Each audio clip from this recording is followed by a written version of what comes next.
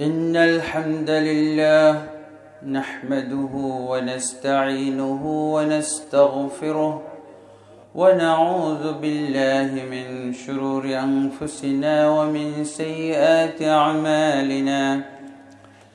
من يهده الله فلا مضل له ومن يضلل فلا هادي له، وأشهد أن لا إله إلا الله وحده لا شريك له، وأشهد أن محمدا عبده ورسوله. يا أيها الذين آمنوا اتقوا الله حق تقاته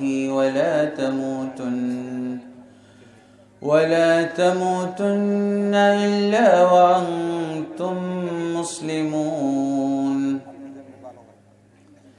يا أيها الناس اتقوا ربكم الذي خلقكم من نفس واحدة وخلق منها زوجها وبث منهما رجالا كثيرا ونساء، واتقوا الله الذي تساءلون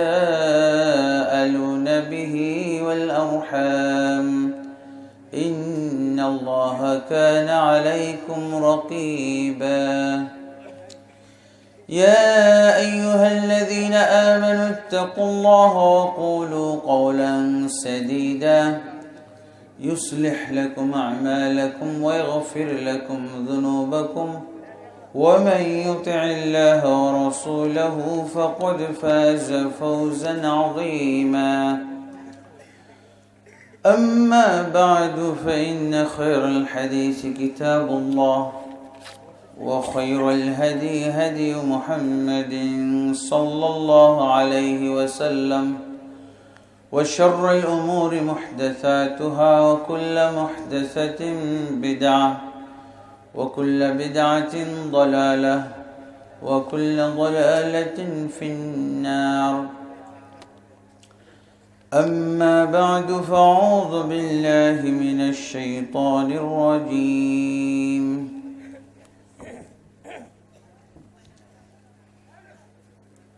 وإذ قالوا اللهم إن كان هذا هو الحق من عندك فأمطر علينا حجارة من السماء أو ائتنا بعذاب أليم.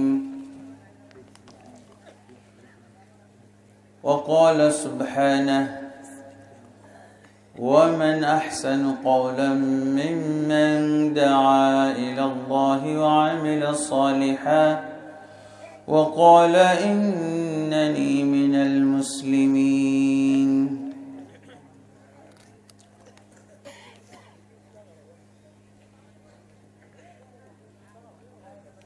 وقال النبي صلى الله عليه وسلم: من عمل عملا ليس عليه أمرنا فهو رد. وقال النبي صلى الله عليه وسلم: من دعا إلى هدى كان له من الأجر مثل أجور من تبعه، إلى آخر الحديث. رواه البخاري.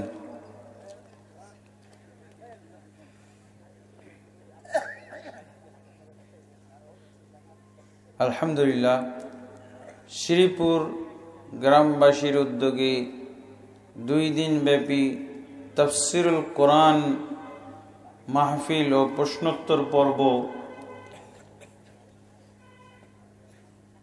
এই তাফসীরুল কোরআন মাহফিলে নির্বাচিত সম্মানিত সভাপতি জনাব মোহাম্মদ হুমায়ুন ভূঁইয়া সাহেব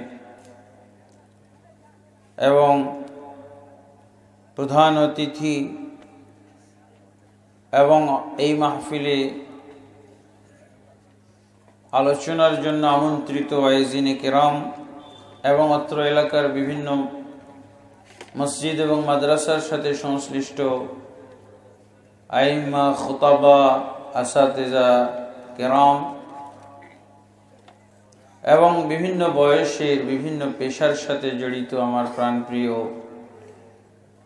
মুসলিম ভাই ও বন্ধুগণ, পর্দার আড়ালে মা ও বোনেরা, আসসালামু আলাইকুম ওয়া রাহমাতুল্লাহি ওয়া বারাকাতুহু। আলহামদুলিল্লাহ, সর্বপ্রথম আল্লাহ তাবারক ওয়া তাআলার বারগাহে এই জন্য হামদ পেশ করছি, হামদু সানা এবং গুণগান পেশ করছি যে আল্লাহ তাবারক ওয়া তাআলা ব্রাহ্মণবাড়িয়ার এই শ্রীপুরের মাটিতে সহি আকীদা এবং সহি দাওয়াতের একটা কবুলিয়ত লিখে দিয়েছেন। আলহামদুলিল্লাহ রাব্বিল আলামিন। আমি অত্যন্ত আনন্দিত এবং গর্বিত যে এই এলাকায় সহি দাওয়াত, সহি আকীদা এবং সহি আমল অপরিচিত ছিল, বরং এই ভাষাগুলো এখনো অনেকের কাছে আপত্তিকর।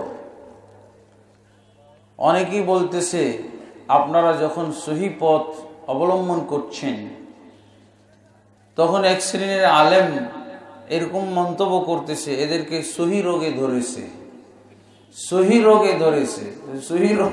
সহি কোনোদিন রোগ হয় নাকি? সহি তো হলো প্রতিষেধক, সহি মানে সুস্থ, সুস্থতা, রোগ থেকে মুক্তি লাভ, রোগ থেকে সুস্থতা লাভ। কিন্তু উল্টা বলতেছে সহি রোগে ধরেছে। তো যাক, তাদের ভাষায় আমি দেখছি যে শ্রীপুরের মানুষকে, ব্রাহ্মণবাড়িয়ার অত্র এলাকার মানুষের ভিতরে সহি আকীদার গ্রহণযোগ্যতা ব্যাপক হচ্ছে। আলহামদুলিল্লাহ রাব্বিল আলামিন।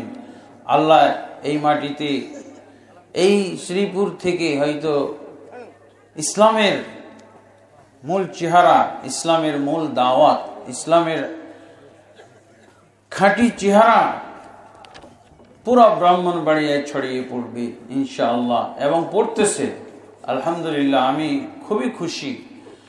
এটা আমার কোনো গ্রহণযোগ্যতার কথা নয়, কোরআন এবং হাদিসের যে গ্রহণযোগ্যতা অত্র এলাকাবাসীর কাছে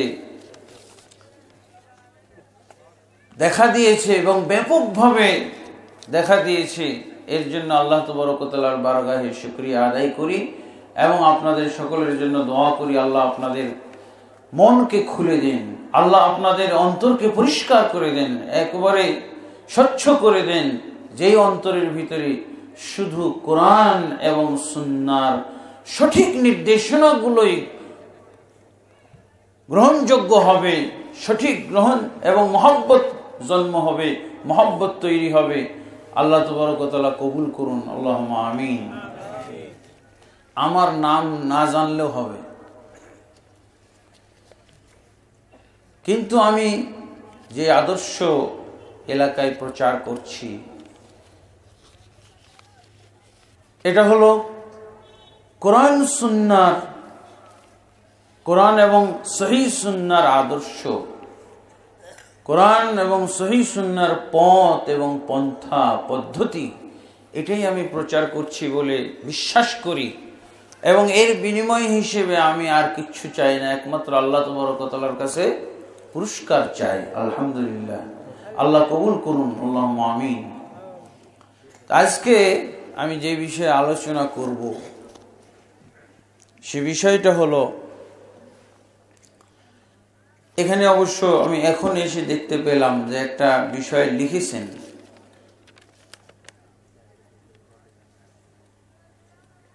আলোচ্য বিষয় ইসলামী দাওয়াতের রূপরেখা। আলহামদুলিল্লাহ, আমি যে বিষয়টা আলোচনা করতে এসেছি, করার নিয়ত করেছি, এর ভিতরে এই বিষয়টাও এসে যাবে ইনশাআল্লাহ। বিষয় হচ্ছে আমরা কোন ইসলাম পালন করব। একটা হলো দাবির ইসলাম আর একটা হলো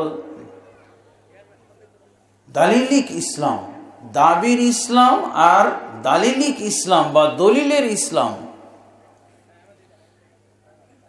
বিষয়টা স্পষ্ট হয়েছে? আমরা কি দাবির মাধ্যমে যে যত শক্ত ভাষায়, যে যত সমস্বরে, যে যত উচ্চস্বরে দাবি করতে পারবো যে আমরা মুসলিম, আমরা আসল ইসলাম পালন করি, এতেই কি হবে? দাবি করলেই হবে নাকি দলিলের ভিত্তিতে আমাদেরকে ইসলাম পালন করতে হবে? দাবির ইসলাম আর দলিলের ইসলাম, এই পরিভাষাটা আমরা আজকে স্পষ্ট করব। কেন এই বিষয়ে বক্তব্য দেওয়ার প্রয়োজন বোধ করলাম?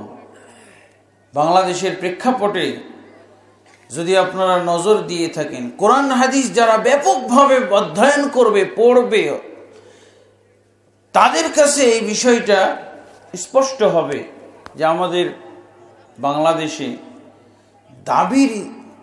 দাবির ইসলামটাই বেশি, দলিলের ইসলামের চাইতে দাবির ইসলামই বেশি। যে যত কড়া ভাষায় দাবি করতে পারে, যে যত শক্ত ভাষায় দাবি করতে পারে মুসলিম, মনে হচ্ছে তারাই যেন মুসলিম। দাবির মাধ্যমে মুসলিম হওয়া যায় না, দলিলের মাধ্যমে মুসলিম হতে হয়। আর দাবির মাধ্যমে যদি আমি মুসলিম হতে চাই তাহলে কি হবে জানেন? আবু জাহাল এমন কড়া ভাষায় সে সত্যের দাবি করেছিল, হকের দাবি করেছিল, তারাই নাকি সবচেয়ে সঠিক দিনটা পালন করে,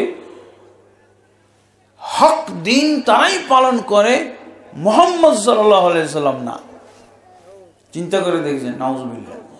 তাহলে দাবির ইসলাম যদি আমরা পালন করি তাহলে আবু জাহালের ধারে কাছেও যেতে পারবো না।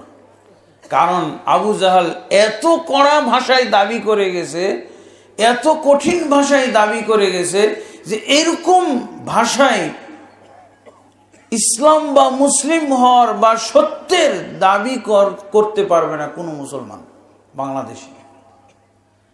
আপনারা পারবেন? শ্রীপুরের মুসলমান, আমরা আবু বকর রাদিয়াল্লাহু আনহুর চেয়েও ভালো মুসলমান দাবি করতে পারবেন? আল্লাহর নবী মুহাম্মদুর রাসূলুল্লাহ সাল্লাল্লাহু আলাইহি ওয়াসাল্লামের চাইতেও আমরা ভালো, এটা দাবি করতে পারবো? কিন্তু আবু জাহাল মুহাম্মদের চাইতেও সাল্লাল্লাহু আলাইহি ওয়াসাল্লাম এবং সাহাবায়ে কেরামের চাইতেও খাঁটি দিন, সঠিক দিন তারা পালন করত, এই দাবিটা করেছিল। আর এই দাবি কোথায় আছে? এই দাবি কোরআনে আল্লাহ তাবারক ওয়া তাআলা এরকম একটা কঠিন দাবি তুলেছে, আর এটা কোরআনে থাকবে না? আল্লাহ শুনলেন না? কোরআনে এই দাবির কথা পাওয়া যায়। সূরা আনফালের 32 নম্বর আয়াত। দাবির মুসলমান আর দলিলের মুসলমান ছাঁটাই করতে হলে অবশ্যই দুইজন মডেল লাগবে। একটা হলো দাবির মুসলমান, দাবির সঠিক দিন আমরাই পালন করি, এই দাবিতে আবু জাহাল ছিল 1 নম্বর। এমনকি রাসূলুল্লাহ সাল্লাল্লাহু আলাইহি ওয়াসাল্লামের চাইতেও কঠিন ভাষায় সে দাবি করেছিল। সেই ভাষাটা আল্লাহ কোরআনের সূরা আনফালের 32 নম্বর আয়াত হিসেবে নাজিল করে দিয়েছেন। কি? وَإِذْ قَالُوا اللَّهُمَّ إِنْ كَانَ هَذَا هُوَ الْحَقُّ مِنْ عِنْدِكَ فَأَمْطِرْ عَلَيْنَا حِجَارَةً مِنَ السَّمَاءِ أَوْ ائْتِنَا بِعَذَابٍ أَلِيمٍ। সূরা আনফালের 32 নম্বর আয়াত।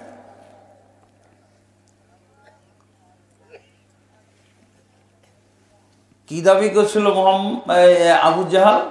যে আমরা যে দিন পালন করি এটা মুহাম্মদের চেয়েও খাঁটি, মুহাম্মদের চেয়েও হক, সঠিক, সত্য। এটা পারবো আমরা এই দাবি করতে? নাউজুবিল্লাহ। তাহলে দাবির মুসলমান হইতে হলে সবাই আবু জাহালের নিচে আছে। আর সবার উপরে হলো কে? আবু জাহাল। কারণ আবু জাহালের যে দাবি, যে ভাষায় দাবি করেছে, এরকম দাবি করার মুসলমান নাই। কি দাবি করেছিল? আল্লাহুম্মা ওয়া ইয ক্বালু, যখন তারা বলল আল্লাহুম্মা, হে আমাদের আল্লাহ। এটা আবু জাহালের বক্তব্য আল্লাহ উল্লেখ করছেন সূরা আনফালের 32 নম্বর আয়াতে।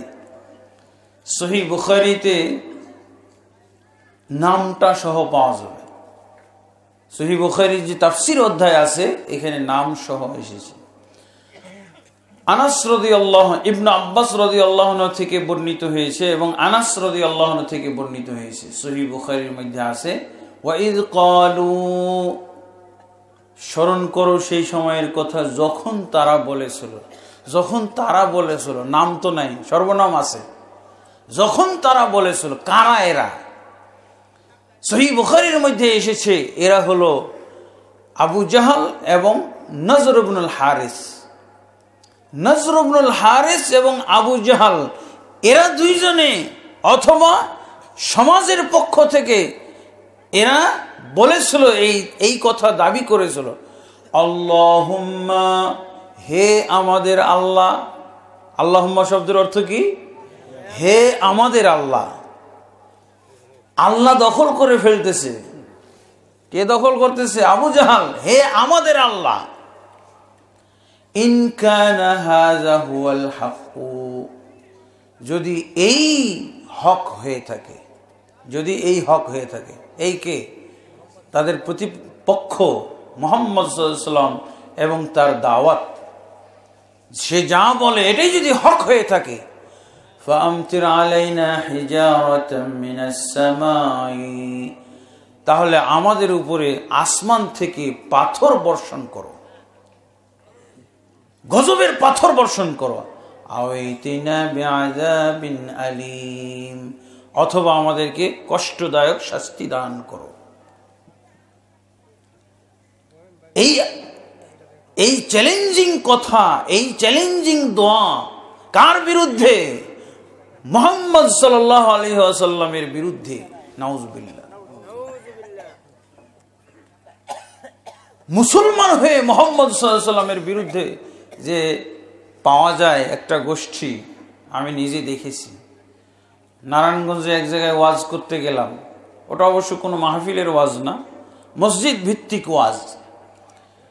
ওয়াজ করতে গেলাম, ইমাম সাহেব অনুমতি দিয়ে দিয়েছেন বাদ মাগরিব, কিন্তু মসজিদের সভাপতি যিনি অথবা মুতাওয়াল্লি, আমি জানি না সভাপতি বা মুতাওয়াল্লি, উনি ওয়াজ করতে দিবেন শর্ত সাপেক্ষে।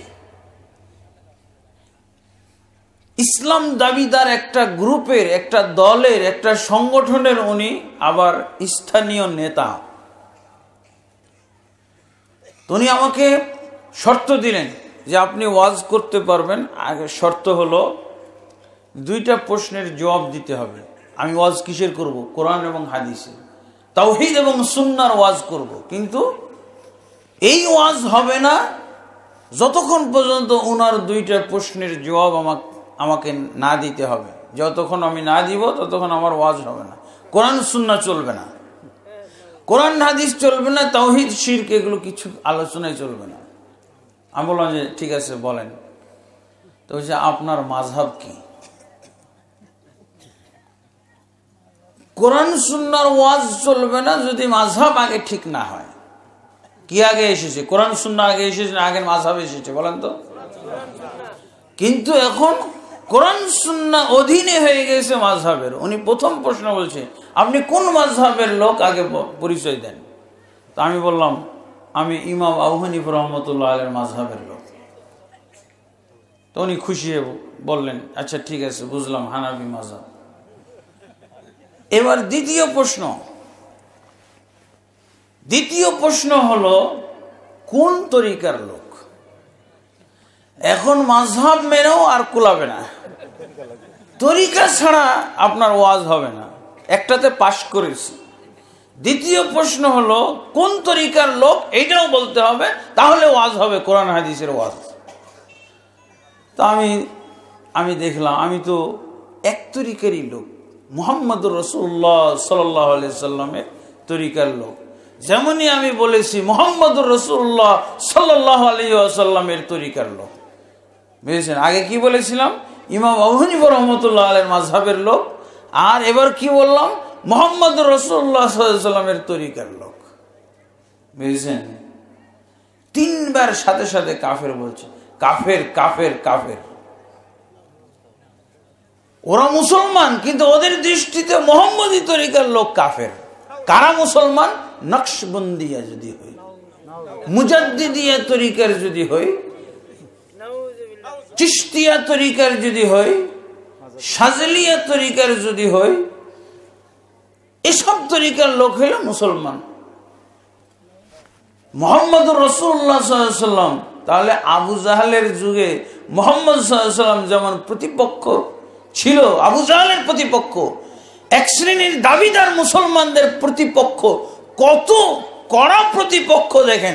মুহাম্মদ সাল্লাল্লাহু আলাইহি ওয়াসাল্লামের তরিকার লোক বলার সাথে সাথে কাফের কাফের কাফের। আপনি দেখবেন 126 তরিকার কথা বলে যাচ্ছে, কিন্তু ওর মধ্যে মুহাম্মদী তরিকা নাই। ইন্না লিল্লাহি ওয়া ইন্না ইলাইহি রাজিউন।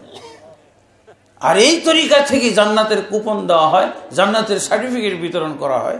ওই পীর সাহেবের কাছ থেকেই জান্নাতের আপনার কুপন সংগ্রহ করতে হবে দুনিয়ায়, নাহলে আপনি জান্নাতে যেতে পারবেন না। মুহাম্মদের প্রতিপক্ষ এরা সাল্লাল্লাহু আলাইহি সাল্লাম। এই জন্য আজকে জানা দরকার দাবির মুসলমান আর দলিলের মুসলমান। দাবির মুসলমানদের নেতা হলো আবু জাহেল। দাবির মুসলমানদের নেতাকে আবু জাহেল। কেন আবু জাহেল কি কোরআন মানে না? কোরআনেই তো আবু জাহেলের বক্তব্যটা আল্লাহ, বরং এই দাবিদারদের বক্তব্য কোরআনে নাই। কিন্তু আবু জাহেল কি ছিল জানেন? আবুল হাকাম ওর নাম ছিল। আবুল হাকাম মানে আলেম মানুষ, ও কিন্তু আলেম ছিল, আলেম এবং আলহাজ ছিল। শুধু আলেম না, আলেম ছিল আবার আলহাজও ছিল। আর আবু জাহেলের সমাজের লোকেরা 100% আলহাজ ছিল, একজন আলহাজ ছাড়া ছিল না, কেউ খুঁজে বের করতে পারবেন না আলহাজ ছাড়া। দেখছেন তাদের কথা কোরআনে আল্লাহ বলছেন, তো আল্লাহ ছাড়া কি কথা বলছে নাকি? কালু, তারা বলেছিল, বলল, আল্লাহুম্মা, হে আমাদের আল্লাহ, ইন কানা হাযা হুয়াল হাক্কু, এই যদি হক হয়ে থাকে, ফামতির আলাইনা হিজারাতাম মিনাস সামাই আও ইতিনা বিআযাবিন আলীম, তাহলে আমাদের উপরে আসমান থেকে পাথর বর্ষণ করো, গজবের পাথর। আসমান থেকে গজবের পাথর বর্ষণ করলে কে বাঁচতে পারবে বলেন? হস্তি বাহিনী খতম হয়ে গেছে, ইতিহাস নাজিল হয়েছে কোরআনে। হস্তি বাহিনীকে কি দিয়ে খতম করা হয়েছিল? পাথর বর্ষণ করে। সেই ইতিহাসের উপরে একটা সূরাই নাজিল হয়েছে, সূরা ফিল। আর সেই পাথর চাচ্ছে কে? আবু জাহেল। ভালো করে উপলব্ধি করবেন, এই আবু জাহেলের ওয়াজ ছাড়া মুহাম্মদের ওয়াজ বোঝা যাবে না, মুহাম্মদ সাল্লাল্লাহু আলাইহি ওয়াসাল্লামের ওয়াজ বোঝাই যাবে না আবু জাহেলের ওয়াজ ছাড়া। আমাদের এই অভাবটা রয়ে গেছে। এবং ওমর ইবনে খাত্তাব রাদিয়াল্লাহু আনহু এইভাবেই বলে গেছেন, কি লাতানকুযান্না উরাল ইসলামি উরওয়াতান উরওয়াতান ইযা নাশা ফিল ইসলামি মান লা ইয়ারিফুল জাহিলিয়া। ইসলাম তখনই ছিন্ন ভিন্ন হয়ে যাবে যখন এই ইসলামের ভিতরে এমন সব মুসলমানের আবির্ভাব ঘটবে যারা জাহিলিয়াত চিনবে না। জাহিলিয়াতের মধ্যে যে এরকম আলেম ওলামাও ছিল, আলহাজ লোক ছিল, এগুলো না চেনা পর্যন্ত আমরা নিজেদেরকে চিনব না। আমরা তো আলহাজ হয়ে খুশি যে জান্নাত আমার জন্য বরাদ্দ, আমি আলেম হয়ে গেছি, আলেম তো জান্নাতে যাবেই। কিন্তু আবু জাহেলের আগের নাম কি ছিল? আবু জাহেল তো আল্লাহ রাসূল সাল্লাল্লাহু আলাইহি ওয়াসাল্লাম নাম দিয়েছেন। আবু জাহেলের আগের নাম হলো আবুল হাকাম, পণ্ডিতের বাপ।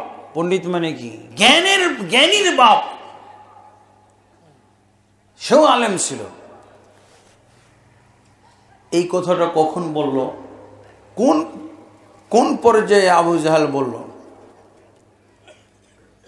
মুহাম্মদ রাসূলুল্লাহ সাল্লাল্লাহু আলাইহি ওয়াসাল্লাম যখন নবুয়ত লাভ করলেন এবং আল্লাহর পক্ষ থেকে রিসালাত তাওহীদ প্রচারের দায়িত্ব লাভ করলেন, তখন আল্লাহ রাসূল সাল্লাল্লাহু আলাইহি ওয়াসাল্লাম কি বলেছেন? ইয়া আইয়ুহান নাস কুলু লা ইলাহা ইল্লাল্লাহ তুফলিহু, হে জনগণ তোমরা লা ইলাহা ইল্লাল্লাহ বলো, সফল কাম হয়ে যাবে। এই তো রাসূলুল্লাহ সাল্লাল্লাহু আলাইহি ওয়াসাল্লামের দাওয়াত ছিল, লা ইলাহা ইল্লাল্লাহর দাওয়াত। রাসূলুল্লাহ সাল্লাল্লাহু আলাইহি ওয়াসাল্লামের দাওয়াত ছিল লা ইলাহা ইল্লাল্লাহর দাওয়াত। আপনারা জানেন কেন আল্লাহর রাসূল সাল্লাল্লাহু আলাইহি ওয়াসাল্লাম অন্য কথা বললেন না? প্রথম কথাই লা ইলাহা ইল্লাল্লাহ। মোটামুটি তারা নামাজ সম্পর্কে কিছু বুঝতো, আগের থেকে নামাজ বুঝতো, তারা যাকাত এবং দান খায়রাতও বুঝতো, তারা সাদাকা বুঝতো, তারা কুরবানি বুঝতো, তারা হজ উমরা বুঝতো, তালবিয়া বুঝতো, সব বুঝতো। তাওহীদের মধ্যে তাদের ঝামেলা ছিল, ইবাদতকারী লোক ছিল তারা। মুহাম্মদ রাসূলুল্লাহ সাল্লাল্লাহু আলাইহি ওয়াসাল্লাম কিভাবে প্রতিপক্ষ হলো, এই সমাজের প্রতিপক্ষ হলো মুহাম্মদ সাল্লাল্লাহু আলাইহি ওয়াসাল্লাম কিভাবে? এই তাওহীদের দাওয়াত দেওয়ার কারণে মুহাম্মদ রাসূলুল্লাহ সাল্লাল্লাহু আলাইহি ওয়াসাল্লাম প্রতিপক্ষ হয়েছিলেন। তারা আশ্চর্য হয়ে গেছিল, তাদের কাছে সবচেয়ে আশ্চর্য কথাই ছিল লা ইলাহা ইল্লাল্লাহ। যখন আল্লাহ রাসূল সাল্লাল্লাহু আলাইহি ওয়াসাল্লাম দাওয়াত দিলেন, ইয়া আইয়ুহান নাস কুলু লা ইলাহা ইল্লাল্লাহ তুফলিহু, হে জনগণ লা ইলাহা ইল্লাল্লাহ বলো, সফল কাম হয়ে যাবে। সংক্ষিপ্ত কথা। তারা কি বলেছিল? আজআলাল আলিহাতা ইলাহান ওয়াহিদা ইন্না হাযা লাশাইউন উজাব। সমস্ত উপাস্য, সমস্ত ইলাহগুলো এক ইলাহতে সীমাবদ্ধ করে ফেললো মুহাম্মদ, সব বিষয়ে একজন মাত্র ইলাহ হবে। এটা ভারী আশ্চর্যজনক কথা। আশ্চর্যজনক কথা কোনটা? লা ইলাহা ইল্লাল্লাহ। ওরা আরবি ভাষী না? আরবি ভাষী লোকদের কাছে সবচেয়ে আশ্চর্যজনক ভাষা, আশ্চর্যজনক বাক্য কি ছিল? লা ইলাহা ইল্লাল্লাহ। আজব কথা, এটাই ছিল আজব কথা। আমাদের সমাজে কি আজব কথা এটা? লা ইলাহা ইল্লাল্লাহ কমন কথা, সবাই জানে। আর এদের কাছে আরবি ভাষী হওয়া সত্ত্বেও, লা ইলাহা ইল্লাল্লাহ বাক্যটা আরবি ভাষায় হওয়া সত্ত্বেও তারা কি বলল? ইন্না হাযা লাশাইউন উজাব। নিশ্চয়ই এটি ভারী আশ্চর্যজনক কথা।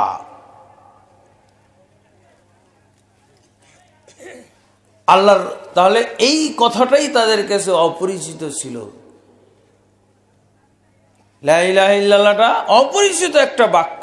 আর এই অপরিচিত দাওয়াত দেওয়ার কারণেই মুহাম্মদ রাসূলুল্লাহ সাল্লাল্লাহু আলাইহি ওয়াসাল্লামকে তারা কতভাবে তহমত দিয়েছে। মুহাম্মদ এটাই ছিল তাদেরকে অপরিচিত ভাষা, একটা অপরিচিত দাওয়াত। এই জন্য আল্লাহ রাসূল সাল্লাল্লাহু আলাইহি ওয়াসাল্লাম একটা হাদিসের ভিতরে বলেছেন, সুনানের মধ্যে হাদিসটি এসেছে, সুনান গ্রন্থে, বাদাল ইসলামু গরীবান ওয়া সায়াউদু কামা বাদা ফাতুবা লিল গুরাবা। ইসলাম শুরু হয়েছে, ইসলামের সূচনা হয়েছে গরীব অবস্থায়। গরীব মানে কি জানেন? আরবি গরীব, এটা হলো বাংলা গরীব না, আরবি গরীব। ইসলাম শুরু হয়েছে, ইসলামের সূচনা হয়েছে গরীব অবস্থায়, অপরিচিত অবস্থায়। দেখেন মুহাম্মদ রাসূলুল্লাহ সাল্লাল্লাহু আলাইহি ওয়াসাল্লাম যেই দাওয়াতটা নিয়ে আসলেন, এই দাওয়াতের ব্যাপারে কি বলল? এত আরবি পণ্ডিত থাকা সত্ত্বেও, আর লা ইলাহা ইল্লাল্লাহটা আরবি ভাষা হওয়া সত্ত্বেও কি বলছে? ইন্না হাযা লাশাইউন উজাব। ভারী আশ্চর্যজনক একটি বাক্য, ভারী আশ্চর্যজনক একটি দাওয়াত। লা ইলাহা ইল্লাল্লাহর দাওয়াতই হলো এই আরবি ভাষী লোকদের কাছে সবচেয়ে আশ্চর্য। আমাদের কাছে তো আশ্চর্য না। আমরা এই লা ইলাহা ইল্লাল্লাহর দাওয়াত, ফকির থেকে প্রেসিডেন্ট পর্যন্ত আমরা এই লা ইলাহা ইল্লাল্লাহ শব্দটাকে পরিচিত শব্দ বলে জানি। শিশুরা পর্যন্ত বোঝে। লা ইলাহা ইল্লাল্লাহ বলে কেউ ডাক দিলে মনে করে ফকির এসছে। হ্যাঁ, লা ইলাহা ইল্লাল্লাহর জিকির দিলে ওই কোন তরিকার লোকেরা যেন জিকির টানতেছে। রাসূলুল্লাহ সাল্লাল্লাহু আলাইহি এই কারণে, এই দাওয়াতের কারণে আল্লাহ রসুলের দাওয়াতটাকে তারা অপরিচিত করে দিল। দাওয়াত অপরিচিত বলল না? আশ্চর্যজনক কোনটা হয়? যেটা কখনো দেখে নাই, যেটা কখনো শুনে নেই। মাসামাইনা ফি মিল্লাতি আবাইন, এটা আমাদের বাপ দাদা 14 পুরুষের ধর্মের মধ্যে শুনি নাই এই কথা। তাহলে কত অপরিচিত কথা। কারণ কি? এই বাক্যের ভিতরে রয়েছে তাওহীদ। এই তাওহীদ জিনিসটা তাদের কাছে ছিল অপরিচিত বন্ধুগণ। আর এই দাওয়াতের কারণে মুহাম্মদুর রাসূলুল্লাহ সাল্লাল্লাহু আলাইহি ওয়াসাল্লামকেও তারা অপরিচিত করে ফেলেছিল। মুহাম্মদ সাল্লাল্লাহু আলাইহি ওয়াসাল্লামের নাম কি ছিল বলেন তো? আমরা আজও জানি আল আমিন। জাহিলি যুগে এক বাক্যে মানুষ চিনত আল আমিন বললে কাকে বুঝায়। আল আমিন বললে কাকে বুঝায়? সেই জাহিলি যুগের জাহিলি সম্প্রদায়ের সবাই জানতো যে আল আমিন বলতে একজন লোককেই বুঝায়, তিনি হলেন মুহাম্মদ ইবনে আব্দুল্লাহ সাল্লাল্লাহু আলাইহি ওয়াসাল্লাম। কিন্তু এই দাওয়াতকে অপরিচিত করার জন্য তারা দায়ীকেও অপরিচিত করেছিল। দায়ী কে ছিলেন? মুহাম্মদুর রাসূলুল্লাহ সাল্লাল্লাহু আলাইহি ওয়াসাল্লাম। ইয়া আইয়ুহান নাবিয়্যু ইন্না আরসালনাকা শাহিদান ওয়া মুবাশশিরান ওয়া নাযীরা ওয়া দাঈয়ান ইলাল্লাহি বিইذনিহি ওয়া সিরাজাম মুনীরা। আল্লাহ তাবারক ওয়া তাআলা মুহাম্মদুর রাসূলুল্লাহ সাল্লাল্লাহু আলাইহি ওয়াসাল্লামকে দায়ী তৈরি করেছিলেন। হে নবী, আপনাকে আমি প্রেরণ করেছি শাহিদান, সাক্ষী স্বরূপ, মুবাশশিরান এবং সুসংবাদদাতা, এবং নাযীরা এবং সতর্ককারী হিসেবে, ওয়া দাঈয়ান ইলাল্লাহ এবং আল্লাহর দিকে দাওয়াত দানকারী, বিইذনিহি তার অনুমতি সাপেক্ষে, ও সিরাজাম মুনীরা এবং প্রজ্বলিত তিনি হচ্ছেন একটা বাতি, আলোকবর্তিকা। রাসূলুল্লাহ সাল্লাল্লাহু আলাইহি ওয়াসাল্লামকে আল্লাহ দায়ী বললেন। যেহেতু দাওয়াতটাকে তারা এত খারাপ জানলো, তাওহীদের দাওয়াতকে, এবং তারা ঘোষণা করলো যে এটা একবারে উদ্ভট কথা, এবং মুহাম্মদ সাল্লাল্লাহু আলাইহি ওয়াসাল্লামকে এই কারণে, এই সবচেয়ে শ্রেষ্ঠ কথা, সবচেয়ে হক কথার কারণেই তারা মুহাম্মদ সাল্লাল্লাহু আলাইহি ওয়াসাল্লামের দাওয়াতকে অপরিচিত করে দিল। মুহাম্মদ সাল্লাল্লাহু আলাইহি ওয়াসাল্লামের দাওয়াতকে আশ্চর্যজনক একটা জিনিস বানিয়ে ফেলল।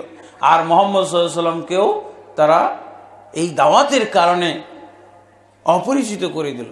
যেই মুহাম্মদকে সবাই এক বাক্যে চিনল আল আমিন বলে, সেই মুহাম্মদের আল আমিন শব্দটা তারা প্রত্যাহার করে নিয়েছিল। গোটা সমাজ, এই আবু জাহেলের সমাজ, মুহাম্মদ রাসূলুল্লাহ সাল্লাল্লাহু আলাইহি ওয়াসাল্লামের যে আল আমিন উপাধি ছিল, এই আল আমিন উপাধিটা তারা কেড়ে নিয়েছিল। তার পরিবর্তে কি তারা প্রচার করত? মোহাম্মদ মজনুন, পাগল মোহাম্মদ, এইগুলো কথা শোনা আছে না? আল আমিন মোহাম্মদ বলতে তো বুঝাইতো একজন, আব্দুল্লাহর পুত্র মুহাম্মদ সাল্লাল্লাহু আলাইহি ওয়াসাল্লাম। কিন্তু যদি এখন বলা হয় যে আমাদের সমাজে আল আমিন মোহাম্মদ বলে কিছু নাই, মজনুন মোহাম্মদ আছে, তাহলে কেউ চিনবে? চিনবে না। এই আল আমিন শব্দ সরিয়ে দিয়ে আরো শব্দ ব্যবহার করেছিল। কি শব্দ? সাহির। সাহির মানে জাদুকর। জাদুকর মোহাম্মদ। আল আমিন মোহাম্মদ বললে যাকে বুঝাইতো, জাদুকর মোহাম্মদ বললে তাকে বুঝাবে না। তারপরে কাহিন মোহাম্মদ। কাহিন মানে গণক। গণক বললে কি আর আল আমিন মোহাম্মদকে বুঝাবে? তারপরে আরো শব্দ বসিয়েছিল কাজিব, মিথ্যুক মোহাম্মদ, মিথ্যাবাদী মোহাম্মদ। দেখছেন, সম্পূর্ণ উল্টা। আল আমিনের সম্পূর্ণ উল্টা শব্দ। ইন্নাহুম লা ইউকাযযিবুনাকা। আল্লাহ রাসূল সাল্লাল্লাহু আলাইহি ওয়াসাল্লাম বেশি কষ্ট পেয়েছিলেন এই কথাটায়। এই লকব দেওয়াতে আল্লাহ রাসূল সাল্লাল্লাহু আলাইহি ওয়াসাল্লাম বেশি কষ্ট পেয়েছিলেন। আল আমিনের সম্পূর্ণ এবং সরাসরি বিরোধী শব্দ হলো কাজিব, মিথ্যুক মোহাম্মদ, মিথ্যাবাদী মোহাম্মদ। সত্যবাদী আর মিথ্যাবাদী আর কিছুই থাকলো না মুহাম্মদ সাল্লাল্লাহু আলাইহি ওয়াসাল্লামের সেই আল আমিনের। আল্লাহ এই জায়গাতে প্রবোধ দিয়েছিলেন। তারপর সব ব্যাপারেই বলেছিলেন, ইন্নাহুম লা ইউকাযযিবুনাকা ওয়ালাকিন্নাজ যালিমিনা বিআয়াতিল্লাহি ইয়াজহাদুন। হে মুহাম্মদ, তুমি দুঃখিত হয়ে না, কষ্ট পেয়ে না, এরা তোমাকে মিথ্যাবাদী বলছে না, বরং তোমার দাওয়াতকে মিথ্যাবাদী বলা, মিথ্যা সাব্যস্ত করার জন্য তোমাকে মিথ্যাবাদী বলছে। এখন আমার দাওয়াতটা যদি পছন্দ না হয় শ্রীপুরবাসীকে, তখন দেখবেন আমার অনেক বদনাম বের করবে খুঁজে। বদনামগুলো বললে আমার দাওয়াত শেষ। এই জন্য মোহাম্মদের দাওয়াতকে নষ্ট করার জন্য মোহাম্মদের বিরুদ্ধে কিভাবে তারা শব্দ বসিয়েছে একটার পর একটা। আমার মনে হয় কোনো হক্কানি আলেম, কোনো হক্কানি এই দেশের দায়ী, তার ব্যাপারে এত বদনাম জড়িত করা হয় নাই, এত তার খারাপ লকব জড়িত করা হয় নাই, যত খারাপ লকব জড়িত করা হয়েছিল মুহাম্মদ রাসূলুল্লাহ সাল্লাল্লাহু আলাইহি ওয়াসাল্লামের সাথে। আল্লাহু আকবার। কোথায় আল আমিন আর কোথায় এই যে শব্দের বহর, একটার পর একটা শব্দের বহর সাজিয়েছে। মিথ্যুক মোহাম্মদ, কাজিব মোহাম্মদ, সাবি মোহাম্মদ, মোহাম্মদ সাবি, বিধর্মী, ধর্মত্যাগী, ধর্মত্যাগ করে চলে গেছে। কিসের ধর্ম? বাপদাদার ধর্ম। এই সমস্ত কথা বলে মুহাম্মদ রাসূলুল্লাহ সাল্লাল্লাহু আলাইহি সাল্লাম, এগুলো হক দাওয়াতের, সহি দাওয়াতের, আল্লাহর পক্ষ থেকে নাজিলকৃত দ্বীনের দাওয়াতের বিরুদ্ধে এই সমস্ত অপপ্রচার হয়। সেই আবু জাহাল এমনকি মুহাম্মদ রাসূলুল্লাহ সাল্লাল্লাহু আলাইহি সাল্লামের বিরুদ্ধে যখন বদরের যুদ্ধে যায়, বদরের যুদ্ধের সময় তো কত তারা নিজেদেরকে খাঁটি মনে করত যে বদরের যুদ্ধে যখন রাসূলুল্লাহ সাল্লাল্লাহু আলাইহি সাল্লামের সাথে সংঘর্ষে লিপ্ত হবে, যুদ্ধ হবে, তখন আবু জাহাল এরকম কথা বলেছিল, আল্লাহুম্মা আইয়ুনা কানা আখতাউ লিররাহিম ওয়া জাআ বিমা লা না'রিফু ফাআহিনহুল গাদাত। ইবনে কাসিরের মধ্যে এসে গেছে সূরা আনফালের 18 নম্বর আয়াত।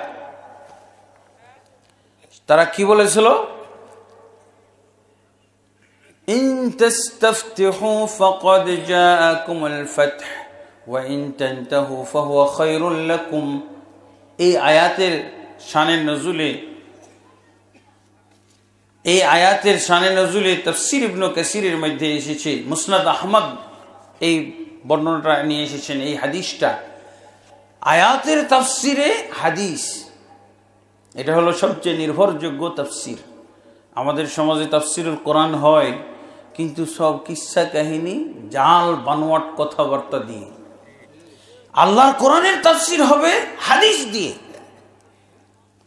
আল্লাহর রাসূল সাল্লাল্লাহু আলাইহি ওয়াসাল্লাম যা তাফসীর করেছিলেন সেই তাফসীর হবে। আল্লাহর রাসূল সাল্লাল্লাহু আলাইহি ওয়াসাল্লাম কি বোবা ছিলেন নাকি?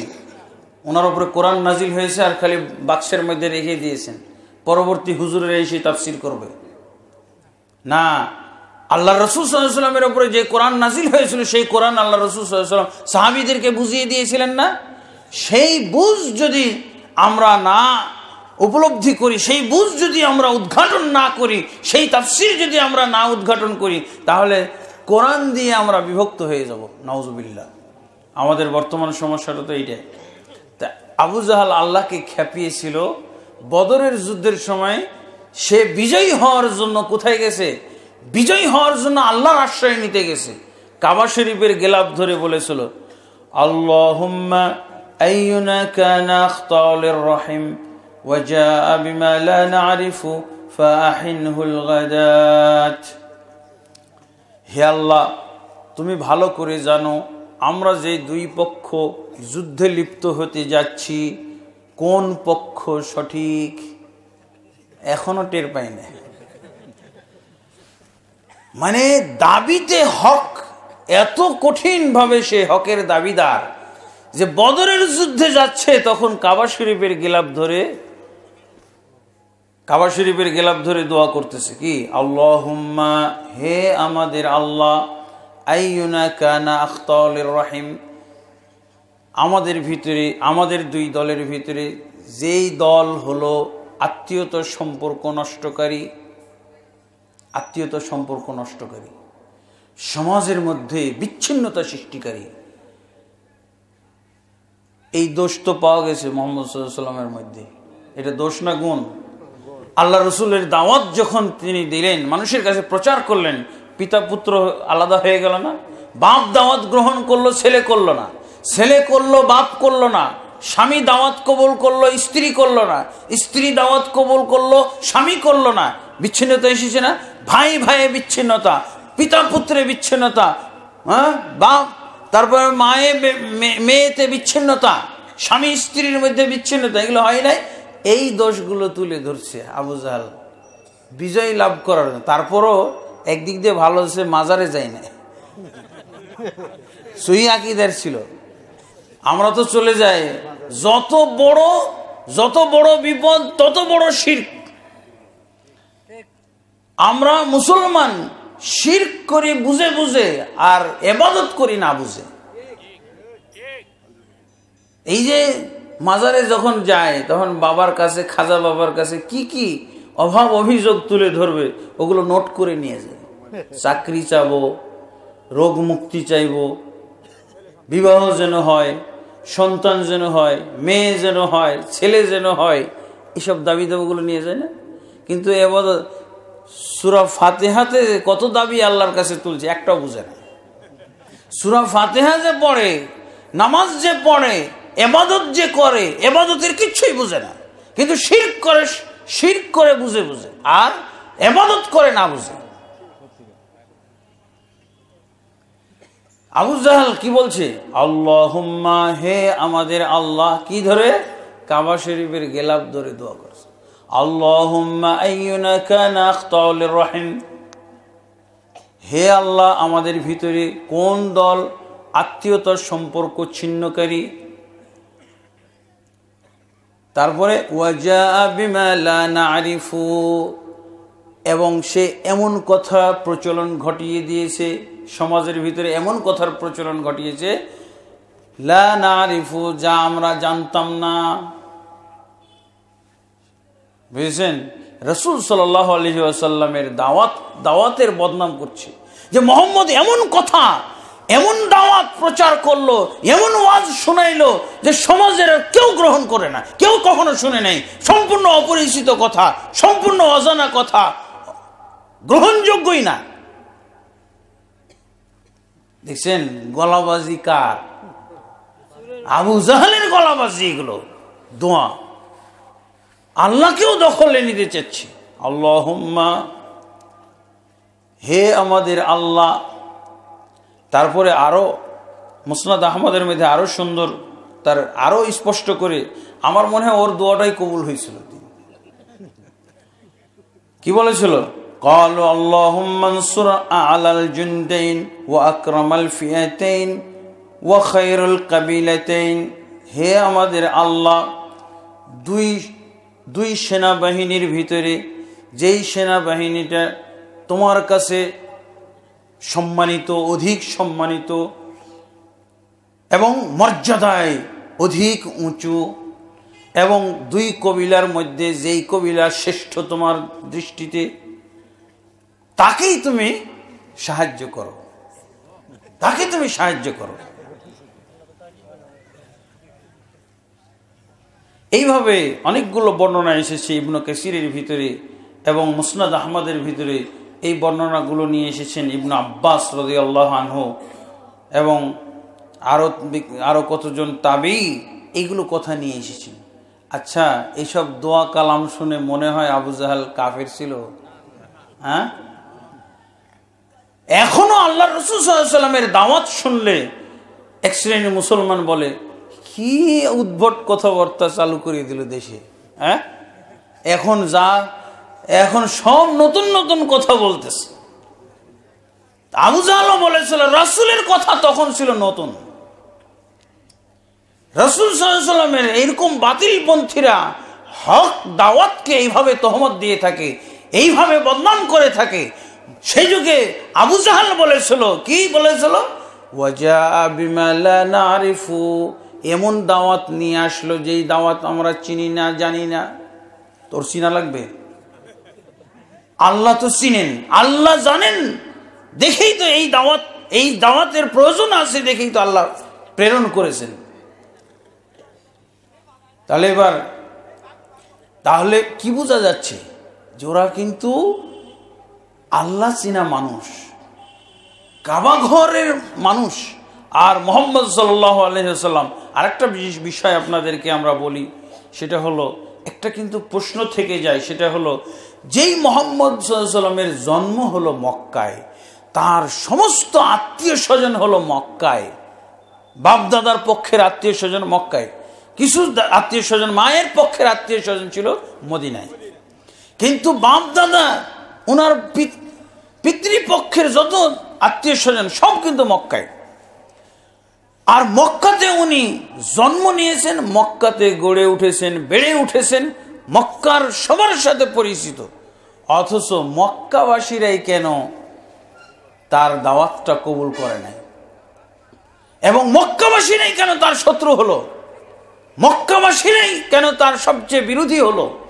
এই জিনিসটা একটা কিন্তু উপলব্ধি করার বিষয়। সেটা কেন? এই মক্কার লোকেরা দাবি করত, তাদের একটা দাবি ছিল যে মুহাম্মদ আমাদেরকে আল্লাহর দিকে ডাকবে কেন? আমরা কি আল্লাহ চিনি না নাকি? এটাই তাদের ক্ষোভ এবং এটাই তাদের ছিল রাগের কারণ, যে মুহাম্মদের কাছ থেকে কেন আল্লাহকে চিনতে হবে? আমরা বাইতুল্লাহর সবাই হর্তাকর্তা, বাইতুল্লাহর মহব্বত আমাদের অন্তরের ভিতরে আছে, বাইতুল্লাহওয়ালা লোক আমরা। আর আব্দুল্লাহ নাম রাখতো না তারা কাবা ঘরকে বাইতুল্লাহ হিসেবেই জানতো, আর তারা নামটাও কিন্তু রাখতো, তখনও নাম রাখতো আব্দুল্লাহ বলে। আল্লাহ রাসূল সাল্লাল্লাহু আলাইহি ওয়াসাল্লামের পিতার নামই তো আব্দুল্লাহ। এই বাইতুল্লাহ আর আব্দুল্লাহ আমাদেরকে আবার আল্লাহ সম্পর্কে জ্ঞান দিতে চায়, এটা তো হইতে পারে না। ওরা ইবাদত বিশেষজ্ঞ হওয়ার কারণে এই আবু জাহেলের সমাজ কি ছিল? ইবাদত বিশেষজ্ঞ। ইবাদত বিশেষজ্ঞ মানে ইবাদত আর আমলে তারা ছিল বিশেষজ্ঞ। দেখছেন না, বদরের যুদ্ধের সময় চলে যাচ্ছে কোথায়? আল্লাহর আশ্রয় নিতে, কাবা ঘরের গেলাপ ধরে। এমনি সাধারণ যদি আমরা প্রশ্ন করি, এক লোক কাবা ঘরের গেলাপ ধরে দোয়া করেছে এবং আর এক লোক এমনি মাঠে ময়দানে হয়তো ময়লা মাটির ভিতরে বসে বা দাঁড়িয়ে দোয়া করতেছে, কোনটা বেশি কবুল হবে? কাবা শরীফের গেলাপ ধরে যেই দোয়া হয়েছে ওটা বেশি কবুল হবে না? এইরকম ভাবেই তো দোয়া করে গেল আবু জাহাল। বন্ধুগণ, এই কোরআনের ভিতরে তাদের যে ইতিহাস আল্লাহ তুলে ধরেছেন, এই যে দেখেন চ্যালেঞ্জিং দোয়া, মুহাম্মদ রাসূলুল্লাহ সাল্লাল্লাহু আলাইহি ওয়াসাল্লামের বিরুদ্ধে যখন এই অপপ্রচারও কাজ হলো না। অপপ্রচারগুলো কি? পাগল মোহাম্মদ, কবি মোহাম্মদ, গণক মোহাম্মদ, তারপরে সাহের মোহাম্মদ, তারপরে কি কাজিব মিথ্যুক মোহাম্মদ, কোনো কিছুতেই কাজ হচ্ছে না। তারপরও দলে দলে আল্লাহ রাসূল সাল্লাল্লাহু আলাইহি ওয়াসাল্লামের সাথে তারা মিলিত হচ্ছে, আল্লাহ রাসূল সাল্লাল্লাহু আলাইহি ওয়াসাল্লামের দাওয়াত কবুল করছে। তখন আবু জাহাল চিন্তা করলো যে মুহাম্মদ সাল্লাল্লাহু আলাইহি ওয়াসাল্লামকে তো কোনোভাবেই কাজ হচ্ছে না, তার দাওয়াতের বদনাম করেও হলো না, তার বদনাম করেও হচ্ছে না, যেই তার কথা শুনতেছে সেই ইসলাম গ্রহণ কবুল করতেছে, ইসলাম ধর্ম গ্রহণ করে ফেলতেছে। তখন আবু জাহাল ব্যবস্থা নিল কিসের? যে এটা আল্লাহর মাধ্যমে ফয়সালা করে ফেলা যাক, যে আমরা সঠিক না মুহাম্মদ সঠিক, এটার ফয়সালা আল্লাহর মাধ্যমে করে ফেললে আর মুহাম্মদের কাছে কেউ যাবে না। দেখেছেন আল্লাহর মাধ্যমে কি ফয়সালা করবে? আবু জাহাল সঠিক না মুহাম্মদ সাল্লাল্লাহু আলাইহি ওয়াসাল্লামের দল সঠিক? এই প্রশ্নে, এই বিষয়ে সেই দোয়াটা করেছিল ওই আবু জাহাল। কি? সূরা আনফালের 32 নম্বর আয়াত, আল্লাহুম্মা ইন কানা হাযা হুয়াল হাক্কু মিন ইনদিকা ফাআমতির আলাইনা হিজারাতাম মিনাস সামাই আও ইতিনা বিআযাবিন আলীম। হে আমাদের আল্লাহ, ইন কানা হাযা হুয়াল হাক্কু, এই যদি হক হয়ে থাকে, মিন ইনদিকা, তোমার পক্ষ থেকে, ফামতির আলাইনা হিজারা, তাহলে আমাদের উপরে তুমি পাথর বর্ষণ করো, আওইতিনা বিআযাবিন আলিম, অথবা আমাদের উপরে কোনো কষ্টদায়ক শাস্তি তুমি প্রেরণ করো, শাস্তি দান করো আমাদেরকে। আল্লাহর কাছে এরকম দোয়া, আল্লাহর কাছে ফয়সালা কিভাবে চাইতে হয়? দোয়ার মাধ্যমে না? না আল্লাহ কি আল্লাহর জন্য এরকম মঞ্চ করা হবে, চেয়ার পাতা হবে, আল্লাহ ওখানে এসে বসে ফয়সালা করবেন নাকি? নবী এবং রাসূলগণ আল্লাহর কাছে ফয়সালা নিয়েছেন কিসের মাধ্যমে? দোয়ার মাধ্যমে না? নূহ আলাইহিস সালাতু ওয়াস সালাম অতিষ্ঠ হয়ে যে দোয়া করেছিলেন, আল্লাহুম্মা লা তাজআল আলাল আরদি মিনাল কাফিরিনা দাইয়ারা, হে আল্লাহ তুমি জমিনের বুকে কাফেরদের আর একটাও তুমি ঘর রেখো না, কাফেরদের বংশ শেষ করে দাও। দোয়া করেছিলেন না? আল্লাহ তাবারক ওয়া তাআলা তো আসমানে আছেন, সেই আসমানে অবস্থানরত আল্লাহর কাছে দোয়া করলেন, আর আল্লাহ তাবারক ওয়া তাআলা অ্যাকশন নিলেন, ফয়সালা করে দিলেন না? সব লা তুখাতিবনি ফিল্লাযিনা যালামু ইন্নাহুম মুগরাকুন, খবরদার তুমি দোয়া করেছো নূহ তাদের বিরুদ্ধে আমার কাছে, আর তাদের ব্যাপারে তুমি পুনর্বার কিছু বলতে পারবে না, আমি এদেরকে ডুবিয়ে ধ্বংস করব। ধ্বংস করে ফেলেছে। তা আবু জাহাল এরকম একটা ফয়সালা আল্লাহর কাছে চাচ্ছে দোয়ার মাধ্যমে, আল্লাহুম্মা, হে আমাদের আল্লাহ। এটা কিভাবে? গজবের দোয়া করলো, যদি তাদের উপরে আল্লাহর গজব না আসে তাহলে প্রমাণিত হয়ে যাবে যে মুহাম্মদ হলো বাতিল আর আবু জাহাল হলো হক। যদি পাথর বর্ষিত না হয়, যদি আযাব না আসে, তাহলে কি প্রমাণিত হয়ে যাবে? আমরা সত্য, মুহাম্মদ বাতিল সাল্লাল্লাহু আলাইহি ওয়াসাল্লাম। এটাই ছিল তার কৌশল। দেখছেন? তারপরও দেখেন এই সমাজটাকে যে আল্লাহর কাছে ফয়সালা চাইল। আমাদের মুসলমানদের ভিতরে তো এরকম লোকের অভাব হয়ে গেছে এখন। ও ছিল একজন কিন্তু জাহিলি সমাজের নেতা। জাহিলি সমাজের নেতা ফয়সালা চাইছে কার কাছে? আল্লাহর কাছে। আর মুসলিম সমাজের নেতারা আল্লাহর কাছে ফয়সালা ভুলে যাচ্ছে, বরং অপরাধ মনে করছে। না, মানব রচিত বিধান দ্বারা ফয়সালা করা হবে। আল্লাহর বিধান আপনি চাইতে পারবেন না, আল্লাহর ফয়সালা আপনি চাইতে পারবেন না কোন জায়গায়। বাংলাদেশে মুসলমানদের দেশে, অথচ 90% মুসলমানের দেশে আপনি যে বলতে পারবেন না, কোর্ট কাছারিতে বিচার আল্লাহ যে বলতে পারবেন না যে আল্লাহর ফয়সালা আমাদেরকে করে দেন, আল্লাহ যে ফয়সালা দিয়েছেন কোরআনে এবং হাদিসে সেটা করে দেন, এটা বলার পরিবেশ নাই। অথচ আবু জাহাল সেই যুগে নিজেই বুঝেছে যে মুহাম্মদ এবং আমাদের মাঝে ফয়সালার জন্য একমাত্র আল্লাহ ছাড়া কারো সম্ভব না। এবং সেই মর্মে সে এই দোয়াটা করেছে। তাহলে বলেন তো আপনাদের কি মনে হচ্ছে, আবু জাহাল যেখানে এরকম দোয়া করলো, তো এই দোয়াতে তো সেই খতম হয়ে যাওয়ার কথা, তাই না? আল্লাহর কাছে আযাবের দোয়া সে করলো, কিন্তু আল্লাহ তাবারক ওয়া তাআলা পরবর্তী আয়াতে আবু জাহালের এই দোয়া জবাব নাজিল করেছে। পরবর্তী আয়াতে, দেরি করা নাই, 33 নম্বর আয়াতে আল্লাহ এই আবু জাহালের এই দোয়ার, চ্যালেঞ্জিং দোয়ার জবাব নাজিল করে দিয়েছে। কি দোয়া? ওমা কানাল্লাহু লিয়ুআযযিবাহুম ওয়া আনতা ফীহিম ওমা কানাল্লাহু মুআযযিবাহুম ওয়া হুম ইস্তাগফিরুন। এই আয়াত নাজিল করলেন আল্লাহ। কি বলছেন? কশ্চিন কালেও আল্লাহ তাদেরকে আযাব দিবেন না। আযাব চাইলো আবু জাহাল, কিন্তু আল্লাহ কি বলছেন? কশ্চিন কালেও এদেরকে আযাব দিবেন না। আল্লাহ আযাবের অযোগ্যতাই দিবেন না, আযাবের যোগ্য হলেও দিবেন না। আল্লাহ আযাব দিবেন না মানে কি? আযাবের যোগ্য তারপরও দিবেন না। যদি আল্লাহ না দেয়, আযাবের যোগ্য হলেও যদি না দেয়, তাহলে করার কিছু আছে? এবং সেটারও একটা হিকমত আল্লাহর কাছে থাকতে পারে, এবং সেটাই আল্লাহ বলছেন, ওমা কানাল্লাহু ইউআযযিবুহুম লিয়ুআযযিবাহুম ওয়া আনতা ফীহিম ওমা কানাল্লাহু মুআযযিবাহুম ওয়া হুম ইস্তাগফিরুন। এরা আযাবের যোগ্য হলেও আমি এদেরকে আযাব দেব না দুটি কারণে। দুটা কারণ। একটা কারণ হলো কি, আনতা ফীহিম, যতদিন মুহাম্মদ তুমি তাদের মাঝে রয়েছো ততদিন আমি তাদেরকে আযাব দেব না। আল্লাহু আকবার।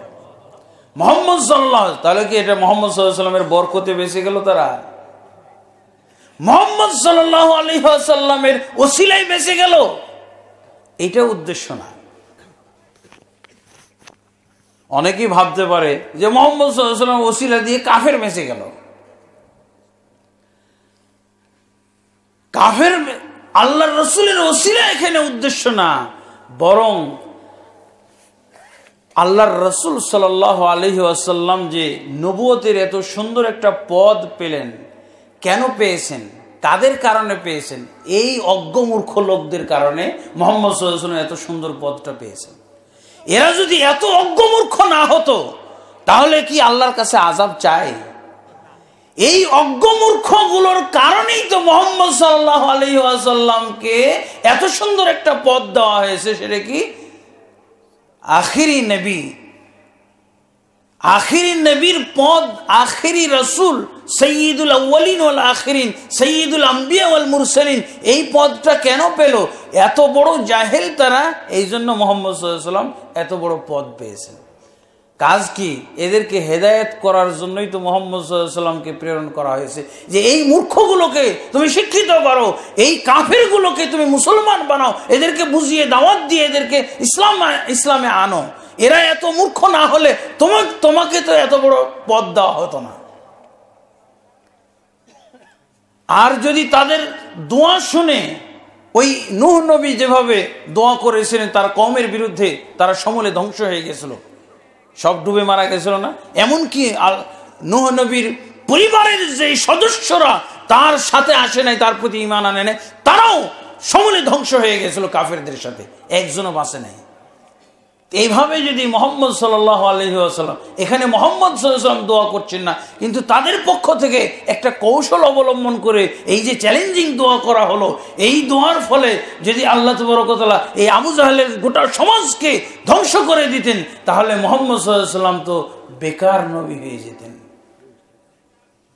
বেকার নবী না, উনার কাজ কি তাহলে?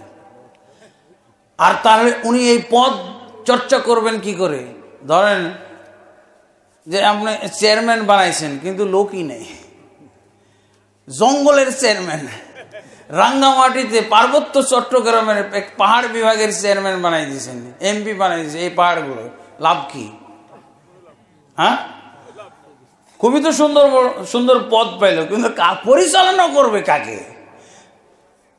ওইখানে ওই জঙ্গলের পশু পাখি ছাড়া আর কিছু থাকলো?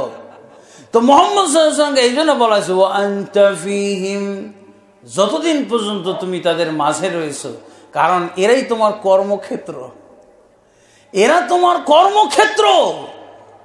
এরা না থাকলে তুমি বেকার, তোমার কোনো কাজ নাই। এই জন্য আল্লাহ বলছেন, আমরা আবার উল্টা বুঝে ফেলবো যে মুহাম্মদের ওসিলায় কাফের গুলো বেঁচে গেল, কাফেররা নিরাপদে আছে। হ্যাঁ,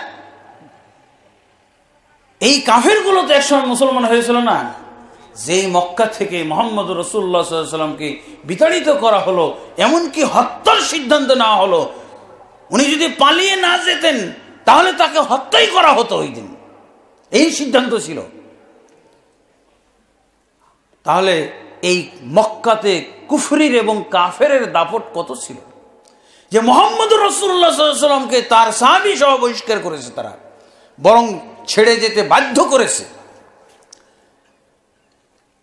আল্লাহ তাবারক ওয়া তাআলা সেই মুহাম্মদ সাল্লাল্লাহু আলাইহি ওয়াসাল্লামকে মক্কা বিজয়ের দিন এমনভাবে প্রবেশ করিয়েছিলেন যে এই মক্কা নগরীতে একজনও কাফের ছিল না, একজনও কাফের ছিল না। যেদিন রাসূলুল্লাহ সাল্লাল্লাহু আলাইহি ওয়াসাল্লাম মক্কা বিজয় করেন, সেই দিনের পরে আর একজন কাফেরও মক্কায় ছিল না। সুবহানাল্লাহ। অথচ মক্কা বিজয়ের আগের দিন এই মক্কা নগরীতে একজনও মুসলমান ছিল না। 2 দিনের মধ্যে কত ডিফারেন্স! গতকাল একজনও মুসলমান ছিল না মক্কায়, আর আজকের দিন একজনও কাফের নাই এই মক্কার ভিতরে। আল্লাহু আকবার!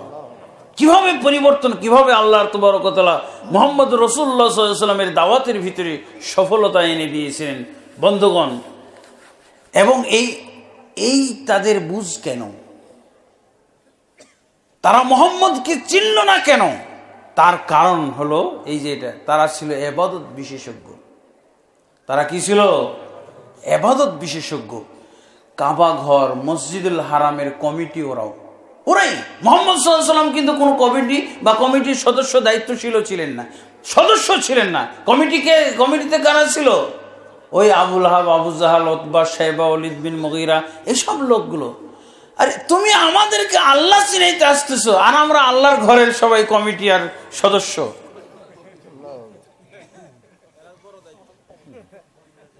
আমাদেরকে কিভাবে তুমি আল্লাহ চিনাও? আর আমরা যে ইবাদত করি যে সিস্টেমে, আর তুমি আমাদেরকে ইবাদতের জন্য ডাকছো, আবার ইবাদতের সিস্টেম ভিন্ন। আমরা তো আল্লাহর ইবাদত করেই বেঁচে আছি। এই ব্যাপারে বিভিন্ন সূরাতে আল্লাহ তাবারক ওয়া তাআলা বর্ণনা দিয়েছেন। এই আবু জাহালের লোকেরা, এই জাহিলি সমাজের লোকেরা জাহিলি যুগেই মসজিদুল হারাম নির্মাণ করেছিল, কাবা ঘর পুনর্নির্মাণ করেছিল। সূরা আত-তাওবার 18 নম্বর আয়াতে আপনারা এর দলিল পাবেন। ওমা কানা লিল মুশরিকিনা ইয়ামুরু মাসাজিদাল্লাহি শাহিদিনা আলা আনফুসিহিম বিল কুফর উলাইকা হাবিতাত আমালুহুম ওয়া ফিন নারি হুম খালিদুন। আবু জাহাল, আবু লাহাব এরা যে মসজিদ নির্মাণ করেছিল, এর দলিল হলো এই যে সূরা তাওবার 18 নম্বর আয়াত। তারপরে এই মসজিদ কেন নির্মাণ করেছিল? মসজিদ নির্মাণ করে কে যেন? মসজিদে কি কাজ হয় বলেন তো? ইবাদত হয়। এবং ইবাদতের ভিতরে বিশেষ ইবাদত হোক কি? বিশেষ ইবাদতটা সালাত, নামাজ। সূরা আনফালের 37 নম্বর আয়াতে পাওয়া যায় ওরা নামাজও পড়তো। সূরা আনফালের 37 নম্বর আয়াতে কি পাওয়া যায়? ওরা নামাজ পড়তো। ওয়ামা কানা সালাতুহুম ইনদাল বাইতি ইল্লা মুকাআন ওয়া তাসদিয়া। তারা বাইতুল্লাহর নিকটে নামাজ পড়তো, সালাত পড়তো মুকা এবং তাসদিয়ার মাধ্যমে। মুকা এবং তাসদিয়ার মাধ্যমে তারা সালাত পড়তো। তারা যাকাত দিত। যাকাত বলতে আর কি দান খয়রাত। আচ্ছা ধরেন দান না করলে কিভাবে মসজিদুল হারাম তৈরি করলো ওরা? কাবা ঘর কিভাবে তৈরি করলো? তাও এরকম সুন্দর দান ছিল যে হারাম টাকা তারা একটিও লাগাই নেয়, সব হালাল টাকা। হালাল টাকা কমে যাওয়ার কারণেই কিন্তু কাবা শরীফের একটা অংশ তারা নির্মাণই করে নাই। আজও কাবা ঘর সাক্ষী হয়ে আছে যে তারা হারাম টাকা লাগাই নাই দেখে, হারাম টাকার অভাব, এই কারণেই তাদের কাবা ঘরের একটা অংশ বাদ দিতে হয়েছে। দক্ষিণ দিকে না উত্তর দিকে একটা অংশ যেটার নাম হাতিমুল কাবা। এই তো আলহামদুলিল্লাহ, অনেকে আপনারা হজ করেছেন, দেখবেন কাবা ঘরের উত্তর সাইডে একটা অংশ, ওটা ফাঁকা, শুধু বাউন্ডারি দেওয়া আছে, কিন্তু তওয়াফ করলে ওই বাউন্ডারির বাহির দিয়ে তওয়াফ করতে হবে। শুধু ঘর তওয়াফ করলে হজ হবে না, হজ উমরা কিচ্ছুই হবে না। এই অংশটা কেন বাদ দিয়েছিল জানেন? এটার ইতিহাস হলো যে আল্লাহর ঘরের জন্য তোমরা দান করো, কিন্তু কেউ একটা হারাম টাকা দান করতে পারবে না। আল্লাহর পবিত্র ঘর বানানো হবে আর এখানে হারাম টাকা লাগানো হবে, এটা হতে পারে না। জাহিলি যুগের লোকদের নিয়ম। দেখবেন আমাদের সমাজে মসজিদ নির্মাণের ক্ষেত্রে আমরা এগুলো বলি, বাস বিচার আছে, দিয়ে যান দিয়ে যান দিয়ে যান। হুজুর খালি বলতে আছে দিয়ে যান, হালাল দেন হারাম দেন যাই দেন দেন, সব দিয়ে যান, কোনো বাস বিচার না। অথচ আবু জাহালের সমাজ দেখছেন, বলছিলাম না যে এরা ইবাদত, তারা যে সঠিক দ্বীনের অধিকারী, তারা যে দাবি করেছিল, দাবির একটা যুক্তিও আছে। কি বলেছিল? হে আল্লাহ, এই যদি হক হয়ে থাকে তার মানে এ তো হক না, আমরাই হক। কি কারণে হক দাবি করছিল? এই যে এই কাজগুলো তারা করে, মসজিদ নির্মাণ করে, কাবা ঘর নির্মাণ করে, হালাল টাকা ব্যবহার, হালাল টাকা থেকে দান করে, তারপরে কুরবানি করে। এই যে রাসূলুল্লাহ সাল্লাল্লাহু আলাইহি ওয়াসাল্লাম থেকে একটি হাদিস পাওয়া যায়, সহিহ বুখারীর মধ্যে এসেছে, আল্লাহর রাসূল সাল্লাল্লাহু আলাইহি ওয়াসাল্লাম হজের সময় তাদের ইবাদতগুলো চেয়ে চেয়ে দেখতেন। ওরা তওয়াফ করতেছে, ওরা উমরা করতেছে, সাই করতেছে, এগুলো আল্লাহ রাসূল সাল্লাল্লাহু আলাইহি ওয়াসাল্লাম চেয়ে চেয়ে দেখতেন এবং পার্থক্যগুলো নির্ণয় করতেন যে মুহাম্মদ সাল্লাল্লাহু আলাইহি ওয়াসাল্লাম যে ইবাদত করেন আর এরা যে ইবাদত করে সেই ইবাদতের ভিতরে কত পার্থক্য, এগুলো মুহাম্মদ সাল্লাল্লাহু আলাইহি ওয়াসাল্লাম নির্ণয় করতেন। ওরাও কিন্তু ইবাদতকারী সমাজ ছিল। দেখেন একটা হাদিসে এসেছে, সহিহ বুখারীর মধ্যে হাদিস এসেছে, ইবনে কাসিরের মধ্যেও এসেছে, ওই যে আয়াতটি আমি আগে তিলাওয়াত করেছি সূরা আনফালের 33 নম্বর আয়াত, এই আয়াতের আওতায় ইবনে আবি হাতিম ইবনে আব্বাস থেকে বর্ণনা করেছেন যে কাবা ঘরের তওয়াফ যখন করত মুশরিকরা, সেই সময় তারা তওয়াফকালে লাব্বাইক বলতো। আমরা মুসলমানরা কিন্তু যে হজ করি তওয়াফকালে লাব্বাইক নাই, মসজিদুল হারামে ঢোকার আগেই লাব্বাইক শেষ, আর এরা তওয়াফ করতে করতে লাব্বাইক বলতো। তো এই লাব্বাইকটা আল্লাহ রাসূল শুনতেন।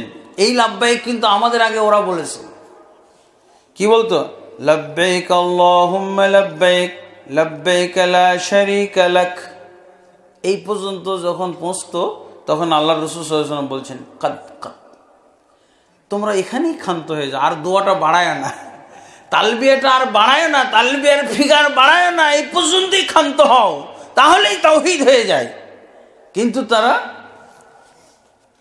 তালবিয়ার ফিগার আরো বাড়িয়ে বলতো কিভাবে?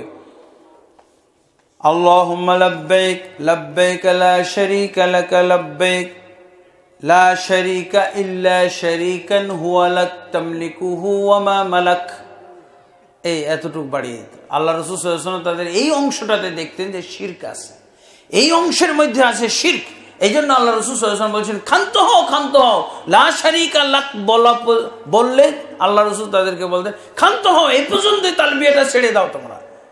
কিন্তু তারা কমপ্লিট করত শিরকি অংশ, লা শারীকা ইল্লা শারীকান হুয়া লাক তামলিকুহু ওয়া মা মালাক। হে আল্লাহ, তোমার কোনো শরীক নেই, তবে ওই শরীকগুলো ছাড়া যেগুলো তুমি নির্বাচন করেছো তোমার জন্য। আল্লাহ নাকি কতগুলো শরীক নির্বাচন করেছে, নাউজুবিল্লাহ। আরে আমাদের মুসলমানদের ভিতরে এই আকীদা আছে। আপনার নাম শুনেছেন গাউস কুতুব কারা বলে? গাউস কুতুব নাম শুনেছেন কারা বলে?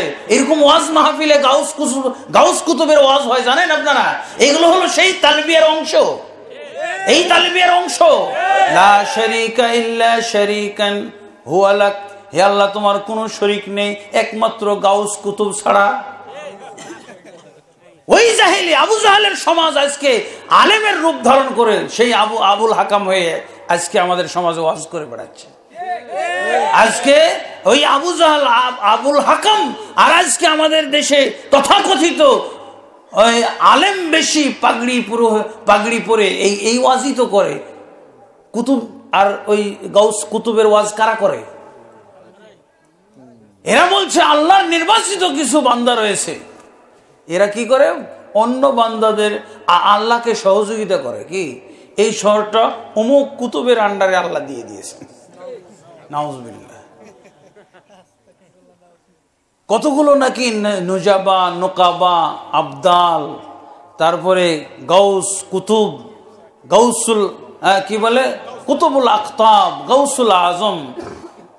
এই ওয়াজ তো তারা ওখান থেকে শিখেছে, আবু জাহেলের সেই তালবিয়া থেকে। এগুলো নাকি আল্লাহর নির্বাচিত সব লোক, এই পীর ওলি দরবেশ এখান থেকে নেওয়া। আপনি পীর ওলি ছাড়া জান্নাতে যেতে পারবেন না। আল্লাহকে এটা বলেছেন কোথাও? আল্লাহ জান্নাতে যাওয়ার পথ বলে দিয়েছেন কোরআন এবং সুন্নাহ। কোরআন সুন্নাহ হলো জান্নাতে যাওয়ার পথ। আর এরা কি বলছে?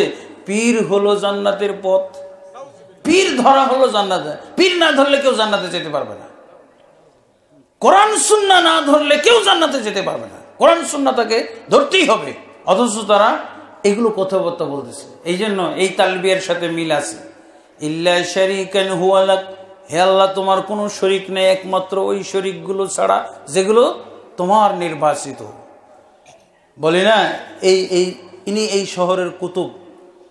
ল্যাংটা ফকিরকেও বলে কুতুব, ল্যাংটা দরবেশ গুলোকে বলে কুতুব।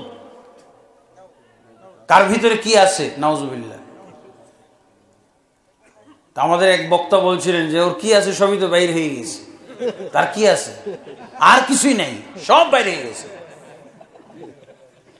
নাউজুবিল্লাহ। এগুলো তাহলে এই যে এরকম ভাবে তারা ইবাদত করত, এই ইবাদত বিশেষজ্ঞ হওয়ার কারণে মুহাম্মদ সাল্লাল্লাহু আলাইহি ওয়াসাল্লামকে মারতে পারে নাই। এমনকি কিছু কিছু ইবাদত তারা এমন ভাবে করত যে সাহাবায়ে কেরামও তাদের প্রতি ঈর্ষান্বিত হইতেন। যেমন এই যে হজ করার শেষে কুরবানি করে না, হজ করার পর এই কুরবানির সিস্টেমটা এত সুন্দর তাদের ছিল যে এই কুরবানির সিস্টেম দেখে সাহাবায়ে কেরাম আল্লাহ রাসূলের কাছে দৌড়ে গেছেন, ইয়া রাসূলুল্লাহ, আমরা ওদের মতো করে কুরবানি করতে চাই, আপনি অনুমতি দেন। এই বিষয়ে আলোচনা আছে ইবনে কাসিরের মধ্যে। সূরা আল হজ, সূরা হজ্জের মধ্যে কুরবানির কথা আছে না? সূরা হজ্জের 37 নম্বর আয়াতে পাওয়া যাবে, লা ইয়ানালাল্লাহু লুহুমুহা ওয়ালা দিমাউহা ওয়ালাকিন ইয়ানালুহু তাকওয়া মিনকুম।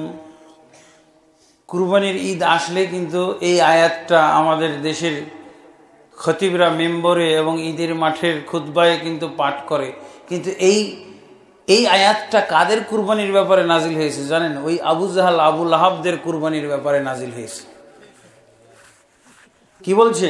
লা ইয়ানালাল্লাহু লুহুমুহা, আল্লাহর কাছে এই কুরবানির পশুর মাংস অথবা রক্ত কিছুই পৌঁছে না। ওয়ালাকিন ইয়ানালুহু তাকওয়া মিনকুম, কিন্তু আল্লাহর কাছে পৌঁছে তোমাদের তাকওয়া, তোমাদের পক্ষ থেকে তাকওয়া, আল্লাহ ভীরুতা, এটাই আল্লাহর কাছে পৌঁছে। কুরবানির রক্ত মাংস কিছু পৌঁছে না। এটা আয়াত কখন নাজিল হলো? কানু ইয়ানযাহুনাল লুহুমাল কাবাতা, ইবনে কাসিরের মধ্যে এসেছে তারা কুরবানির গোশতগুলো পুরাটাই কাবা ঘরে জমা দিয়ে দিত। কুরবানির গোশত পুরাটাই কাবা ঘরে জমা দিয়ে দিত। কি বলতো? আল্লাহর জন্য কুরবানি দিলাম, খাবো কেন? আশ্চর্য, চিন্তা করে দেখছেন। এদেরকে যদি আমরা, এদেরকে আপনি কি বলবেন? কাফের। কাফের শুধু তো আমরা না বুঝেই বলতেছি, বুঝছেন? বুঝে যদি বলতে পারতাম, আমরা তো কত কি বলি, নাউজুবিল্লাহ। তো যাই হোক, এই কাফের আবু জাহাল, এই সমাজের লোকেরা যেভাবে কুরবানি দিত, এই কুরবানি দেওয়ার সিস্টেম দেখে সাহাবায়ে কেরাম আল্লাহর কাছে, আল্লাহ রাসূলের কাছে যেয়ে বলছেন, ইয়া রাসূলুল্লাহ, নাহনু আহাক্কু আন নানযাহা লাহুমানা, হে আল্লাহর রাসূল, আমরা বেশি হকদার কুরবানির পশুগুলো, কুরবানির রক্ত মাংস কাবা ঘরে জমা দেওয়ার জন্য আমরা বেশি হকদার। আমরা তাদের চেয়ে খাঁটি মুসলমান, আমরা তাদের চেয়ে আল্লাহর কাছে বেশি প্রিয় পাত্র, অথচ আল্লাহর জন্য কুরবানি দিয়ে আমরা আপোষে খেয়ে ফেলতেছি, একজন আরেকজনকে দেয়া দেখে। আর ওরা কি করতেছে? কাবা ঘরে জমা দিয়ে আসতেছে, পুরাটাই, এক টুকরাও খায় না। আমাদের সমাজের অবস্থাটা এরকম না? কুরবানি যখন বড় সড়ো একটা দিবে, তখন ফ্রিজও বড় কিনবে। হ্যাঁ, ভাবটা যেন এরকম যে কুরবানি আমার টাকায় দিলাম, অন্যকে দিব কেন? আর ওই জাহিলি সমাজের লোকেরা কুরবানি দিত, আর কি বলতো? কুরবানি দিলাম আল্লাহর জন্য, খাবো কেন? পুরোটাই জমা দিয়ে চলে আসতো। দেখছেন, এটা ইবাদতের সমাজ না? সমাজ ইবাদতের, তো মুহাম্মদের কাছে ইবাদতের কথা শুনবে কেন? হ্যাঁ, এটাই কারণ। আজকে বুঝতে পারছেন তো, মুহাম্মদ সাল্লাল্লাহু আলাইহি ওয়াসাল্লামকে মক্কাতে জায়গা না দেওয়ার কারণই হলো এটা, যে আমরা হচ্ছি, তুমি আমাদের কাছে ইবাদত শিখবে, আমরা তোমার কাছে ইবাদত শিখবো কেন? কিন্তু ইবাদতের যে বিকৃতি তারা ঘটিয়েছিল, ইবাদতের ভিতরে যে সমস্ত ভুলভ্রান্তি ঢুকিয়েছিল, ইবাদতের ভিতরে যে সমস্ত শিরক বেদাত তারা ঢুকিয়ে ফেলেছিল, এগুলো তাদের ধরার বুদ্ধি ছিল না। আজকে আমাদের সমাজটা পুরা সেই আবু জাহালের সমাজের মতো হয়ে গেছে প্রায়, নাউজুবিল্লাহ। কেউ আমরা চিন্তা করি ইবাদতটা আমার শুদ্ধ না অশুদ্ধ? এর সাথে কত কি যোগ হয়েছে। আজ আমরা কি বলি? ও আমাদের এলাকার এই নতুন সিস্টেম কেন এরা নিয়ে আসতেছে, নতুন নতুন সিস্টেম ঢুকতেছে, এখন হেফাজত করতেছে হুজুররা। রেওয়াজ, পূর্বের জিনিসকে ধরে রাখা, এটা হলো আবু জাহেলের সুন্নাত। কোরআন হাদিস দ্বারা সমাজকে সংস্কার করতে হবে, সমাজ দিয়ে কোরআন হাদিসকে সংস্কার করা যাবে না।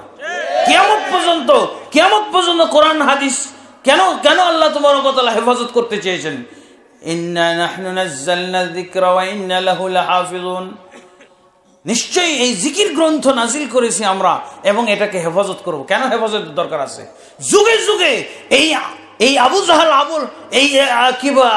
আবুল হাকামদের মাধ্যমে যুগে যুগে এই ইসলামের বিকৃতি ঘটবে, আর এই কোরআন সুন্নাহর মাধ্যমে এক শ্রেণীর আলেম এগুলোকে আবার সংস্কার করবে, এর ভুল ভ্রান্তিগুলোকে আবার ছাঁটাই করে ফেলবে। এইভাবেই তো সংস্কার হতে থাকবে।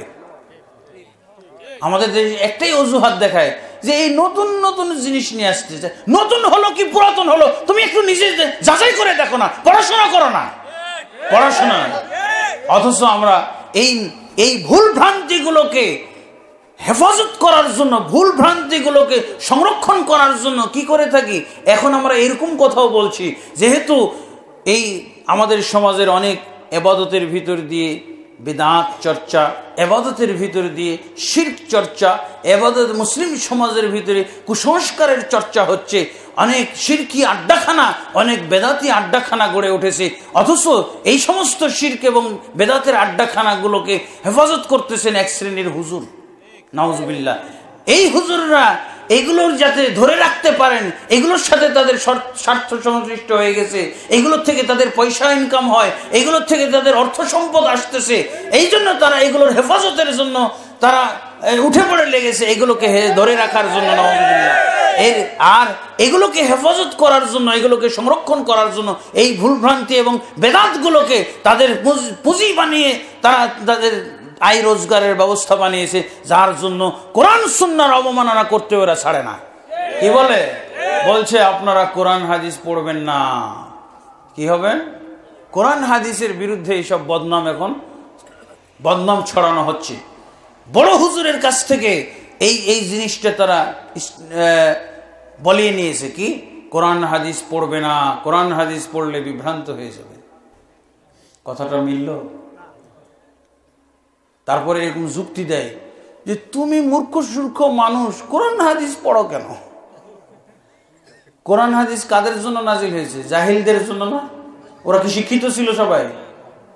জাহিলদের জন্য, জাহিলি সমাজের জন্য কোরআন হাদিস এসেছে। আর এই হুজুরগুলো বলতেছে কি কোরআন হাদিস পড়া যাবে না, জাহিল মূর্খদের জন্য। কোরআন হাদিস পড়লেই তো শিক্ষিত হবে। শিক্ষিত লোকদের জন্য কি কোরআন হাদিসটা কি? জাহিলদের জন্যই কোরআন হাদিস নাজিল হয়েছিল, হয় নাই? জাহিল মানে কি? অজ্ঞ, মূর্খ, বর্বর, অন্ধকারচ্ছন্ন সমাজ। জাহিলদের জন্যই কোরআন নাজিল হয়ে যায়, তাদের অজ্ঞতা দূর করার জন্য কোরআন নাজিল হয়েছে। তা আমি কিসের জন্য? শিক্ষিতদের জন্য কোরআন নাকি?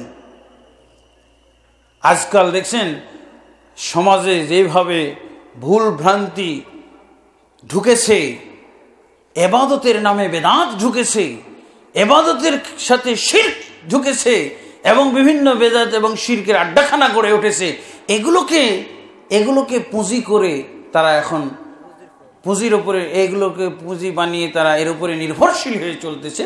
এখন এগুলো ঠিক রাখার জন্য কোরআন হাদিস পড়া নিষেধ। কোরআন হাদিস পড়লে কি হয়? বিভ্রান্ত হয়ে যায়। আলহামদুলিল্লাহ, আজকাল একটা জোয়ার দেখা যাচ্ছে।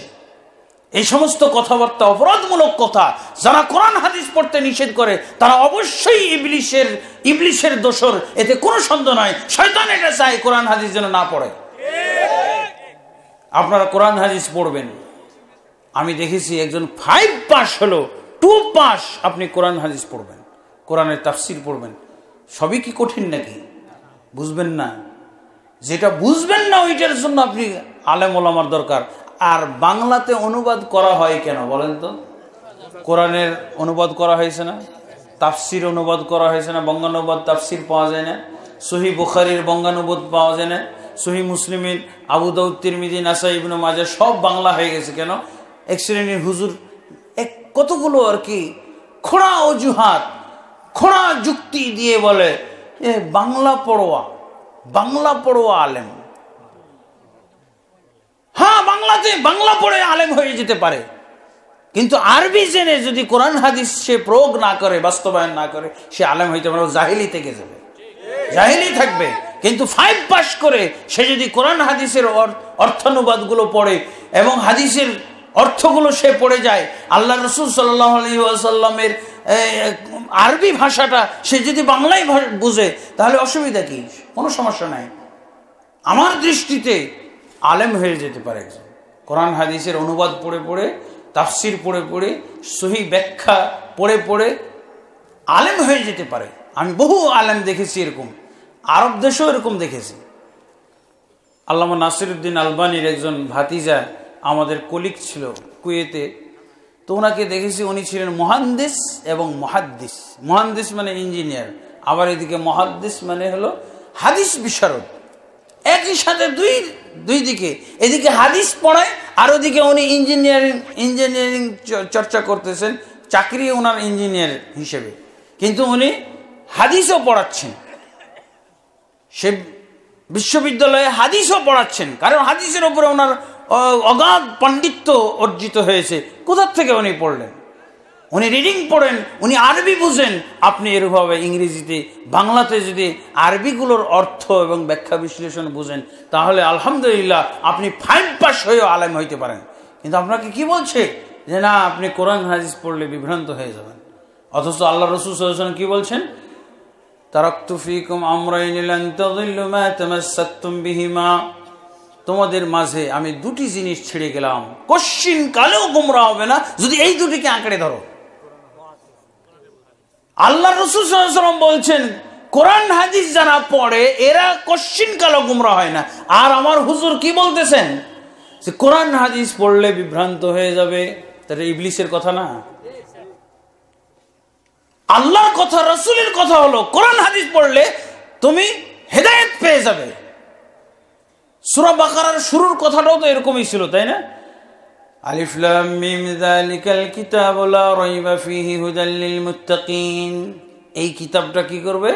মুত্তাকিদের জন্য পথ প্রদর্শক। এত স্পষ্ট কথা আপনি বুঝলেন না? কিভাবে তাহলে এই আয়াত যে পড়েছে, এই আয়াতটা যে বিশ্বাস করে, সে কিভাবে বলতে পারে যে কোরআন হাদিস পড়লে বিভ্রান্ত হয়ে যাবে? অথচ আল্লাহ তাবারক ওয়া তাআলা সূরা বাকারার শুরুতে কি বলছেন? হুদাল লিল মুত্তাকিন, মুত্তাকিদের জন্য হলো হেদায়েত, পথ প্রদর্শক। এই কোরআনটা শব্দ দিয়ে কেউ পথ পাবে নাকি? না, অর্থ জেনে পথ পাবে, অর্থ জানার মাধ্যমে পথ পাবে। আপনি বাংলায় অর্থ জানেন আর ইংরেজিতে জানেন, এগুলো কতগুলো আমি কি বলবো, কূপের ব্যাঙের মতো, কূপের ব্যাঙের মতো কথাবার্তা বলছে। এটা কোনো কথা হলো নাকি যে কোরআন হাদিস পড়লে বিভ্রান্ত হয়ে যাবে? কোরআন হাদিস না পড়লে এই যে এরকম শিরক এবং কুফরির মধ্যে, শিরক এবং বেদাতের মধ্যে হাবুডুবু খাবে, কখনো বুঝবে না। আজকে দেখলেন তো এই যে জাহিলি সমাজের তাদের কি হকের দাবিটা, হকের দাবি করলো না যে মুহাম্মদ সাল্লাল্লাহু আলাইহি সাল্লামের চেয়েও তারা হলো খাঁটি। যদি খাঁটি না হয় তাহলে আল্লাহর কাছে আযাব চাইতেছে। তার মানে কত বাস্তবে যারা ভ্রান্তির মধ্যে থাকে, যারা অজ্ঞতার ভিতরে থাকে, তারা বুঝে না তারা হক না না হক। তারা না বুঝেই হকের দাবি করে, ঠিক আবু জাহেলের মতো। না বুঝে হকের দাবি করার সত্য নয়। হকের দাবি খালি করলেই হবে না, হকের দলিল থাকতে হবে। আমাদের নবী মুহাম্মদ রাসূলুল্লাহ সাল্লাল্লাহু আলাইহি ওয়াসাল্লাম হলেন কি? তিনি হচ্ছেন দলিল ভিত্তিক ইসলাম প্রচারকারী, আর আবু জাহেল হলো দাবি ভিত্তিক ইসলাম প্রচারকারী। ওদের ইসলামের, আবু জাহেলের ইসলামের মধ্যে, আবু জাহেলের দাবির মধ্যে ইসলাম আছে না? মসজিদ আছে, কাবা ঘর আছে, দোয়া আছে, ইস্তেগফার আছে, কুরবানি আছে, হজ আছে, উমরা আছে, আল্লাহর কাছে সাহায্য প্রার্থনা, কত কি সবই আছে। এখন একটু শুধু আমি বলবো যে তাহলে তাদের এই হকের দাবিটা সত্য ছিল না কেন? এবং তারা এত কিছু করে তারা মুসলিম কেন? আল্লাহর রাসূল সাল্লাল্লাহু আলাইহি ওয়াসাল্লামের কাছে মুসলিম স্বীকৃতি পেল না কেন? আল্লাহর কাছে এই মুসলিম হিসেবে স্বীকৃতি পেল না কেন? এই জিনিসটা আমাদের দরকার। ইসলামের অনেক কিছুতে তাদের কাছে পাওয়া গেল, তারা আল্লাহ চিনে, আল্লাহুম্মা বলে দোয়া করতেছে, কত কি। কিন্তু তাদের দোষটা কি ছিল? তারা মুসলিম হতে পারলো না কেন? তারা মোটামুটি অনেকগুলো দোষ, তাদের খুঁটিনাটি দোষগুলো ছোটখাটো সব যদি ধরা হয়, তাহলে শেখুল ইসলাম মুহাম্মদ বিন আব্দুল ওয়াহাব উনি এই জাহিলি সমাজের প্রায় 109টা মতো দোষ ধরেছেন। এইসব দোষের কারণে তারা মুসলমান হতে পারে না। ইসলামের অনেক কিছু পালন করেছে, কত সুন্দরভাবে পালন করেছে। দেখছেন না, সাহাবায়ে কেরাম অভিভূত হয়ে গেলেন। সাহাবায়ে কেরাম পর্যন্ত যে বলছেন, ইয়া রাসূলুল্লাহ, নাহনু আহাক্কু আন নাযবাহা লাহু মানা, হে আল্লাহর রাসূল আপনি আমাদেরকে অনুমতি দিয়ে দেন, আমরাও কুরবানির পশুগুলো কাবা ঘরে জমা দিয়ে আসবো। তখনই কোরআনের আয়াত নাজিল হলো, লা ইয়ানালুল্লাহু লুহুমুহা ওয়ালা দিমাউহা ওয়ালাকিন ইয়ানালুহু তাকওয়া মিনকুম। আল্লাহর কাছে রক্ত মাংস কিছুই পৌঁছে না, পৌঁছে শুধু কি তোমাদের তাকওয়াটাই আল্লাহর দরবারে পৌঁছে। এতে করে কি বোঝা গেল যে তোমাদের এই গোস্ত মাংসের প্রদর্শনীর কোনো দরকার নাই। গোস্ত মাংস কে খাচ্ছে না খাচ্ছে এটা দেখার বিষয় না। কুরবানির পশু যে জবাই করেছো সে কোন মন মানসিকতা নিয়ে, আল্লাহর তাকওয়া এবং আল্লাহ ভীরুতা কতটুকু তোমার অন্তরের ভিতরে ছিল, আল্লাহর মহব্বত কতটুকু অন্তরে ছিল, এটাই হলো আল্লাহর কাছে দেখার বিষয়। এই যে বিষয়গুলো চারটা, এই দোষগুলোকে আমরা চারটা দোষে বিভক্ত করতে পারি। এক নম্বর দোষ ছিল যে তারা শিরক করত। দেখছেন না মসজিদ বানানোর যে আয়াতটা, মা কানা লিল মুশরিকিনা ইয়ামুরু মাসাজিদাল্লাহ, মুশরিকদের জন্য উচিত হয় নাই আল্লাহর জন্য মসজিদ নির্মাণ করা। দেখছেন মুশরিক হলেও মসজিদ বানাইতে পারবে না। ওরা মূর্তিও বানাইতো আবার মসজিদও বানাইছে। ওই লোকগুলোই না যারা এই কাবার ভিতরে মূর্তি রেখেছিল। তাহলে এখান থেকে আমাদের ছাঁটাই হয়ে যেতে হবে। আমরা এখান থেকেই ছাঁটাই করব, নামে মুসলিম আর দাবির মুসলিম আর দলিলের মুসলিম। যারা দাবির মুসলিম হবে তারা মসজিদ বানাবে, আবার মন্দিরও বানাবে, মূর্তিও বানাবে। এরা হলো দাবির মুসলিম। আর আল্লাহ কি বলে দিলেন, যারা মুশরিক হবে তাদের জন্য মসজিদ বানানো নিষিদ্ধ, হারাম। আমাদের সমাজে কি হয়? আমাদের সমাজে কি শিরক আছে? শিরক কি দিয়ে বুঝবেন? জাহিলি সমাজের লোকগুলো কাফের হয়েছিল কি দিয়ে বলেন তো? শিরকের মাধ্যমে না? প্রথম তো শিরক। আর শিরকের নমুনা কিসে ছিল? শিরকের নমুনা রাসূলুল্লাহ সাল্লাল্লাহু আলাইহি ওয়াসাল্লামের দাওয়াত ছিল তাওহীদ ভিত্তিক দাওয়াত, আর এদের দাওয়াত ছিল শিরক ভিত্তিক দাওয়াত। কাবাঘর নির্মাণ করেছো তো ঠিকই, ভালো কাজ। এটা মসজিদ নির্মাণ করেছো, কিন্তু এই মসজিদের ভিতরে 360টা মূর্তি কোথা থেকে আসলো? কারা রেখেছে? এরাই রেখেছে। তা আল্লাহ এখানে ফয়সালা করে দিয়েছেন যে যারা প্রকৃত অর্থে দলিল ভিত্তিক মুসলিম হবে তারা কখনো মন্দির বা মূর্তি তৈরি করবে না। মুশরিকদের জন্য মসজিদ বানানো নিষিদ্ধ করে দিলেন। আমাদের সমাজে কি করে? মুসলিমই মসজিদও বানাইতেছে আবার মন্দিরও বানাইতেছে। তার আবু জাহেলের সমাজের মুসলিমই না এরা? পার্থক্য হইতে পারলো? পার্থক্য হওয়ার সিস্টেমটা কি? তাহলে মুশরিকরা মসজিদ বানাইতে পারবে না, শুধু মন্দির বানাবে আর মূর্তি বানাবে।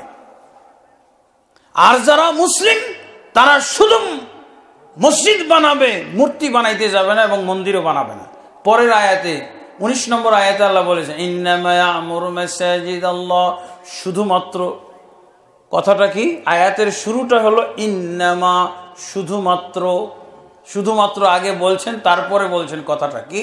ইয়ামুরু মাসাজিদাল্লাহি মান আমানা বিল্লাহি। শুধুমাত্র ওই লোকরাই মসজিদ বানাবে যারা আল্লাহর প্রতি ঈমান রাখে এবং আখিরাতের প্রতি ঈমান রাখে, সালাত কায়েম করে, যাকাত আদায় করে, আল্লাহ ছাড়া কাউকে ভয় করে না। এই লোকগুলো মসজিদ নির্মাণ করবে। দেখেন ছাঁটাই হয়ে গেল। তাহলে আমাদের সমাজে এইরকম মুসলিম জগা খিচুড়ি হয়ে আছে না? আমাদের সমাজেই তো দেখা যায় যে মাজারের টাকা দিয়ে মসজিদ তৈরি হয়েছে। নাউজুবিল্লাহ। মাজারের ইনকাম দিয়ে মসজিদ তৈরি হচ্ছে পুরা শিরক দ্বারা। শিরকি অর্থ, শিরক উপার্জিত অর্থ। নাউজুবিল্লাহ। এটা হবে যেখানে এটা হলো শিরকের আড্ডাখানা। আল্লাহ রাসূল শিরকের আড্ডাখানা। এই মাজারগুলো ইবাদত গাহে পরিণত হয়েছে। রাসূলুল্লাহ সাল্লাল্লাহু আলাইহি ওয়াসাল্লাম মৃত্যুর আগে একটা দোয়া করেছিলেন। কি দোয়াটা? আল্লাহুম্মা লা তাজআল কবরি ওয়াসানান ইউবাদু। হে আল্লাহ তুমি আমার কবরকে দেবতা বানিয়ে দিও না যার পূজা করা হয়।